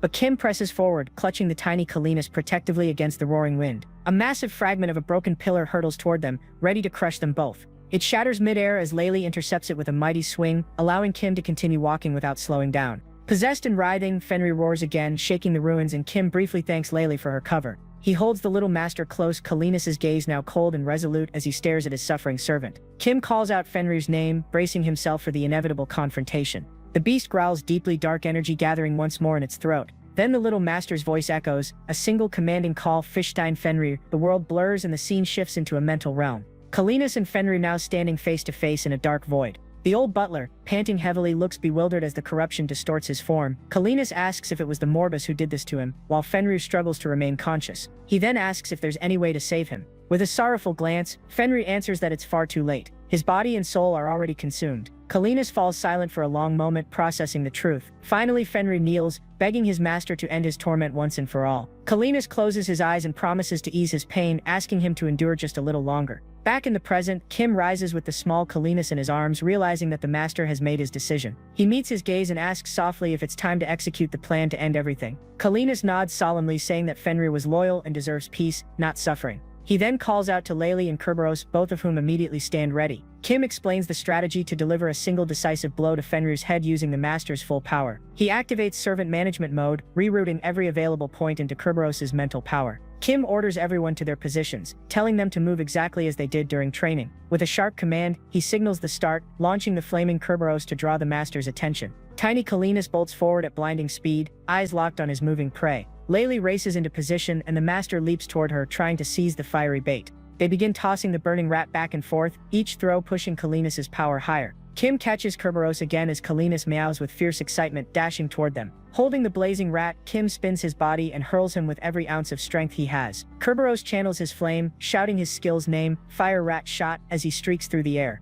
The fiery projectile flies true, and Fenrir watches it approach without moving. The hit lands perfectly right in the eye with a burst of searing light and impact. Seeing the opportunity, Kim shouts for the master to return to his true form. A blue radiance engulfs Kalinus as he expands mid-air, transforming into his colossal body once more. He descends like a meteor, crashing down upon Fenrir with overwhelming force. The ground splits open under the impact, the blow finally ending the tormented servant's life. Layli cheers that the strike hit dead on, but Kim remains silent, his expression grave. As the dust settles, Kalinus gazes down at the fallen Fenrir, while Kim wonders if it's truly over. Then the system confirms, mission complete. Reward points granted, the area now belongs to the master. Exhaling deeply, Kim feels both relief and melancholy. It's a victory, but a painful one. He debates whether to approach his master, uncertain how to console him. Kalinus pads forward quietly and nudges his old servant's body with his nose. Then, softly, he licks Fenrir's face. A gentle light begins to rise from the body, enveloping it in a shimmering glow. Fenrir's form dissolves into radiant particles, dispersing into the air. Kalinus lowers his head, whispering a farewell, wishing his loyal butler eternal rest. Concerned, Kim steps closer and asks if the master is all right. Kalinus doesn't answer. He stares into the fading horizon and says he just needs time to think. Kim reflects that it's strange to feel empathy for an NPC, but the grief feels real. He wonders what a proper butler should do in such a moment until Kalinus turns, meeting his eyes. Without a word, the master turns away and begins walking slowly into the distance. Then Kim hears a faint sound, a small familiar meow. Kalinus glances back and Kim instantly recognizes it as a signal he wants a pat. He hesitates, realizing that such an act might anger the proud lord, but also comfort him. Taking a deep breath, he decides there's no other way. He steps forward and gently pats the master on the head. Kalinus freezes, eyes widening in surprise as Kim continues, quietly, respectfully giving soft, consoling taps. The master blinks, confused, and asks what on earth Kim is doing. Kim calmly replies that it was the master himself who gave the signal. Outraged, Kalinus glares at him, reminding him that he asked for time alone, and orders him not to touch his body again. Seeing the master's reaction, Kim hesitates, wondering if he should stop the pats. He tries to think of an excuse, but knows that ignoring a cat that asks for attention can wound its pride. So he continues, even as the master grumbles in disbelief, asking why his servant isn't listening to him. Kim apologizes but explains that to build trust with a cat, one must seize every opportunity. Kalinus growls about his dignity, but the butler keeps going with the same composure. Kerberos sighs in the background, lamenting that he wishes the butler would protect the master's honor. Narration cuts in, explaining that cats enjoy such gestures due to the nerve stimulation along the back of the head. Kim, however, begins to notice strange sounds coming from the master and feels deeply embarrassed by the situation. Flushed, he keeps stroking gently, even as the atmosphere grows increasingly awkward. Layli nervously asks if they should help, and Kerberos volunteers that he also knows how to give pets. Kim waves them off, insisting that he has it under control, and telling them to go rest while the master relaxes. Layli teases that Kerberos seems afraid, and he admits that he is just like her. Then the rat notices something glinting among the debris and tilts his head curiously. Layli spots it too, a faint shimmer beneath the fallen stones, and Kerberos wonders what it could be. He decides to check and scurries toward the mysterious light. Wriggling through the rubble, he digs under what remains of the altar. Meanwhile, Kalinus finally speaks, drawing Kim's attention back. He says that when Fenrir died, he panicked, feeling helpless and unable to do anything. But the butler's touch, he admits, brought him back to his senses, easing his turmoil. With a softer gaze, the master thanks him, saying he feels much calmer now. Kim smiles in relief but mutters that his arm hurts from so much petting. The master narrows his eyes and asks if he's trying to stop. Kalinus then requests that he continue a bit longer, and Kim, flustered, agrees. He asks if he can resume after shrinking him again, and Kalinus nods permission. Kim shrinks the master and resumes the gentle strokes, sitting quietly as Kalinus purrs contentedly. After a moment, the master speaks again, his tone thoughtful. He says that players always side with the light, believing darkness to be evil. Then he asks why Kim aids him, knowing that he's the embodiment of darkness itself. Kalinus insists it's not doubt, he just wants to understand. Kim replies that he learned the truth. It was the creatures of chaos who started the war. Kalinas's eyes flash coldly as he repeats the name Morbas, his fury barely contained. He vows that once his body is fully restored, he'll annihilate them without mercy. Suddenly Kerberos grunts from afar, struggling to lift something buried under the debris. With effort, he drags out a massive sword, its blade glinting in the dim light. Kim and Laylee turn toward him, startled by the discovery. Laylee explains that they found the weapon wedged between the collapsed pillars. Kim recognizes it instantly, and Kalina solemnly calls it by name, Barhart. He explains that it once belonged to the palace butler who lost his master long ago. Then Kalinas declares that Butler Kim shall inherit Barhart as his new weapon. Kim bows deeply, thanking his lord and vowing to serve with even greater devotion. A system prompt appears, asking if he wishes to equip the weapon. He accepts immediately. A blue light envelops the blade as it materializes in his hand, unlocking his weapon slot. The status window displays the weapon's unique effect, Luna Blaze. Eager to test it, Kim swings the sword in fluid, precise motions, its power humming through the air. He laughs in satisfaction. Finally, he can fight, no longer just watch from the sidelines. Laylee watches in awe and asks why he never fought before. The scene transitions. The group now travels by carriage down a quiet road surrounded by trees. Guiding the reins, the master asks the butler what their plan is from here. Kim explains that Fenrir told them to locate the remaining altars. First stop, the Night Forest. He points to a map, showing that the forest lies near the border, so they must pass through the capital of Grark. Suddenly, Kalinas's ears twitch. He senses movement nearby. Then he announces, with quiet pride, that he can now control his own size at will. Kim stares in shock at the news. The small master sticks out his tongue, experimenting with the newfound control. He confirms he can move it freely too, and Kim congratulates him. Kalinas compliments his butler's progress, and Kim humbly thanks him, giving him another gentle pat. He wonders aloud if after finding the remaining 2 altars, the master will fully command his body again. The carriage continues its calm journey toward the next destination. Kalinas then asks where exactly they are, and Kim says they'll need to make a short stop. They arrive at a dungeon entrance, dark, foreboding, carved into the cliffside. Kim explains that these dungeons began appearing after the rise of chaos. Kalinas asks if he really intends to go in, and Kim nods, saying he wants to test his new sword. The master warns him of the danger, but Kim jokes that he'll hide behind him if things get bad. Then he declares he'll enter alone, but will call for help if necessary. The system chimes, enter dungeon, danger level C. Kim faces the challenge head-on, knowing that a C-rank dungeon is far from a simple stroll. In the past he could have cleared something like this alone, but now with limited gear, he knows it won't be easy. Still, he reasons that if he grows stronger, he'll be able to farm gold even when the master disappears. With a confident grin, he decides it's time to test his new limits right now. Suddenly skeletal hands rise from the ground, one after another, forming an entire army of undead. From the riverbed, dozens of skeletons emerge, weapons drawn, their empty sockets fixed on him. Kim braces himself and instantly realizes his physical reflexes are sharper than before. He wonders if his stats increased after his class change. With a grunt, he blocks a swing from one of the skeletons, testing his own endurance.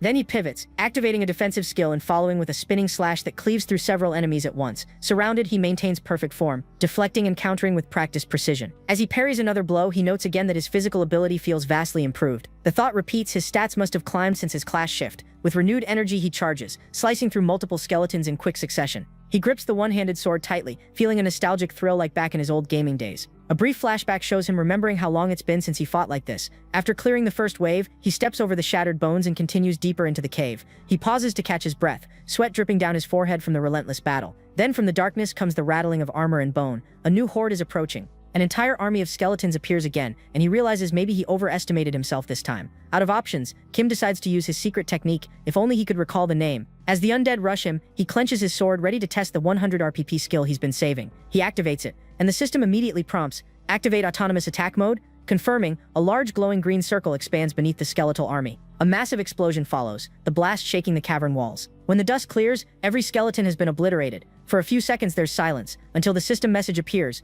945 gold acquired. Amazed, Kim laughs to himself, realizing the skill is ridiculously powerful despite the steep cost. The master's voice echoes, asking how he feels. Kim grins and replies that now he understands why he was given Berhart. He explains that the sword only reveals its true power through the authority of the master. Kalinus promises to grant him even more authority, and Kim vows to serve better than ever. Then the master asks if the dungeon hunt is finally over, and Kim frowns thinking. He explains that the exit won't appear until the boss is defeated, and it should be showing up right about now. The purple mist thickens, and 2 glowing eyes appear in the shadows ahead. Kalinus warns him to turn around. The dungeon boss has arrived. From the darkness steps the skeleton general, a towering B-rank monster, far above expected difficulty. Its sword radiates a sinister energy as it advances. Panicking, Kim mutters that there shouldn't be a B-rank boss in a C-rank dungeon. The difference in power is immediate and terrifying. He braces for a strike but is quickly overpowered. The impact sends him crashing to the ground. The general raises its blade high, preparing to finish him with a final crushing blow. Desperate, Kim screams for his master to return to full form. A burst of light erupts, divine energy flooding the cavern. Through the smoke, Lord Kalinus appears, massive, resplendent, and radiating power. the skeleton general steadies itself, gripping a golden sword and faces the towering beast. Calinus glares down, unimpressed by his opponent.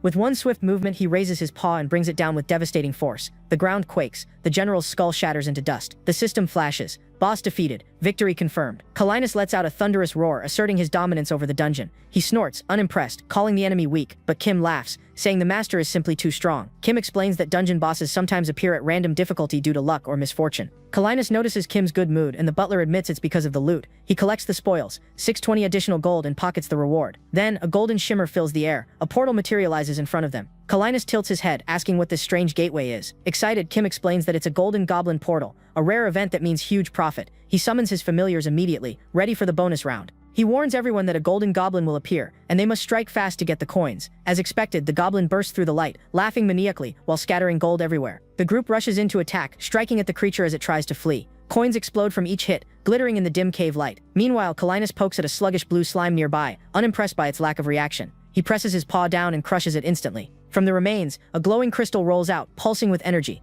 Calinus picks it up with his mouth, feeling a surge of pure power radiate from the item. The scene shifts into a soft-toned flashback. A white cat rubs affectionately against a small slime, its fur glistening under a warm glow. Back in the present, Calinus stares at the crystal, his eyes fixated as if hypnotized by its inner light. Meanwhile, Laylee charges at the golden goblin, but the creature dodges with nimble precision, laughing in that same sharp, grating voice. Kim sprints toward it, his blade flashing in the dim light as the goblin taunts him. With a swift strike, he lands a clean hit. Coins burst into the air, clinking as they scatter across the cavern floor. Realizing the goblin's speed is unnatural, Kim's expression hardens as he formulates a plan. He swings again, this time precisely, slashing the goblin's money pouch open. The creature shrieks in pain as gold rains from the torn bag, scattering like a glittering storm. The goblin scrambles, sprinting toward the glowing escape portal forming behind it. Kim's eyes narrow. He commands the others to intercept. As the goblin leaps into the portal, Kim releases a capture skill, an arc of magic that nearly snags it mid-air, but the spell fizzles at the last second. He curses softly, frustrated that he came this close to turning a golden goblin into a familiar. Exhaling, he mutters that even for him, that thing's speed is absurd. Laylee arrives a moment later, disappointed they couldn't catch it. Kim reassures her, it's almost impossible to catch a golden goblin, even for veterans. Then he smirks, saying he's been tracking that same goblin for a long time, and one day they'll get it. Laylee clenches her fists and vows to be the one to capture it next time. Kim laughs and tells everyone to pick up the scattered coins. Then the master calls him. Kim approaches immediately, curious about what Calinus wants. Calinus explains that the crystal is a fragment of emotion, instructing him to touch it. Kim kneels respectfully and lays a hand on it. A blinding flash, his pupils dilate, his expression shifts to shock. The master asks what he saw. Kim hesitates, then says quietly that he saw a white feline creature playing with a slime. Calinus nods, he saw the same image but presses further, asking if Kim felt anything else. Kim admits he did, a strange warmth, like a buried memory surfacing from another life. Calinus reveals that he senses more fragments nearby, each radiating faintly, calling to him. Kim asks if he truly wants to investigate, warning that it could delay their main mission. Calinus decides yes, they must. If they gather all fragments, perhaps he'll understand the meaning of that emotion. At that moment, Kerberos runs over, announcing that they've collected all the coins. He proudly hands the loot to Kim. The scene transitions to nighttime, the group's carriage rumbling along a quiet road. Calinus orders Kim to head south, and the butler obeys instantly. Kim thinks to himself that if they can piece these fragments together, they might uncover the truth behind the master's emotions. Cut to a forest of cliffs and high winds. A giant harpy shrieks above her nest. Kim scales a rock wall, his boots scraping the surface, while Calinus watches from below. At the top, Kim spots another glowing crystal nestled among the harpy's eggs. The beast lunges, but Calinus leaps up, striking her down with a single crushing blow. With the harpy defeated, Kim retrieves the crystal and reports success. Calinus praises him curtly, his gaze never leaving the light. When Kim touches it, another vision unfolds, a great feline hunting a harpy in midair. He wonders aloud what it means. Calinus muses that the creature might be one of his familiars from long ago. He then stiffens. He feels someone nearby. The scene cuts to an icy tundra, where Kim rides through a blizzard, his breath visible in the freezing air. Stopping at a frozen lake, he drills through the ice and fishes something glowing beneath. He pulls out yet another fragment, gleaming faintly blue. Calinus approaches, peering curiously as Kim holds it up. When he touches it, the same white cat appears again, now curled peacefully on the snow. Kim realizes it's the same feline, and wonders aloud if it was somehow miniaturized. Calinus confirms the suspicion. Its aura matches perfectly. Together they deduce that the owner of these emotions must be connected to them. Following the trail of light, they ride along narrow mountain paths toward the final signal. Calinus, now in his smaller form, leads confidently at the front. The final vision reveals the same cat, alongside a butler, resting together in a sunlit courtyard. Kim finally understands. The emotion contained within these fragments is a guardian's love, the affection of a father protecting his cherished child. Calinus exhales softly, his eyes dim with melancholy as he absorbs the revelation. In his mind, he hears the faint echo of the voice belonging to the one who once owned those feelings. "We're not far," he whispers. He urges the carriage onward, though neither truly knows where the trail will lead next. The scene then cuts to a futuristic city. Neon lights, drones zipping between colossal skyscrapers. Inside a research facility, a man walks down a sterile corridor toward a sealed door. He asks how she is doing, A woman replies that there's been no change. Everything looks stable. He enters the room. Inside lies a young girl, connected to a VR capsule, her face calm, breathing steady beneath the headset. The man watches her quietly, his expression heavy with concern. Back in the game world, Feline suddenly halts the carriage. "We're here," he says. The owner of the fragments is 5 steps ahead. Kim scans the surroundings. There's nothing visible but empty air. Feline explains that the place is cloaked by a barrier, invisible to ordinary eyes. Kim reaches forward, and his hand presses against something solid yet unseen, like a wall of energy. The air hums with power. Static ripples through his arm. Realizing what he's about to enter, Kim steadies his grip on Bearheart and braces himself, because whatever lies beyond that barrier is alive. He says he will buy a few things before entering, just to ensure safety. He opens the auction house, suspecting that there might be a chaos corruptor inside. Aware of the danger, he looks for recovery potions to be able to escape if necessary. He decides to buy all the potions, preparing for the worst possible scenario inside. Then he starts searching for second circle spell scrolls. The list appears, showing several attack and defense scrolls for him to choose from. He decides to buy some attack scrolls and one short teleport scroll for emergencies. With a confident smile, he tells the master that everything is ready to enter. Feline asks if he has prepared everything, and Kim confirms that he bought the potions and scrolls. The master finds it strange, wondering where the hell he got all those things. If you liked it, then leave a like and comment here for us. This helps YouTube recommend our videos to more people and thus continue with this work. For today, that's it. See you next time, guys.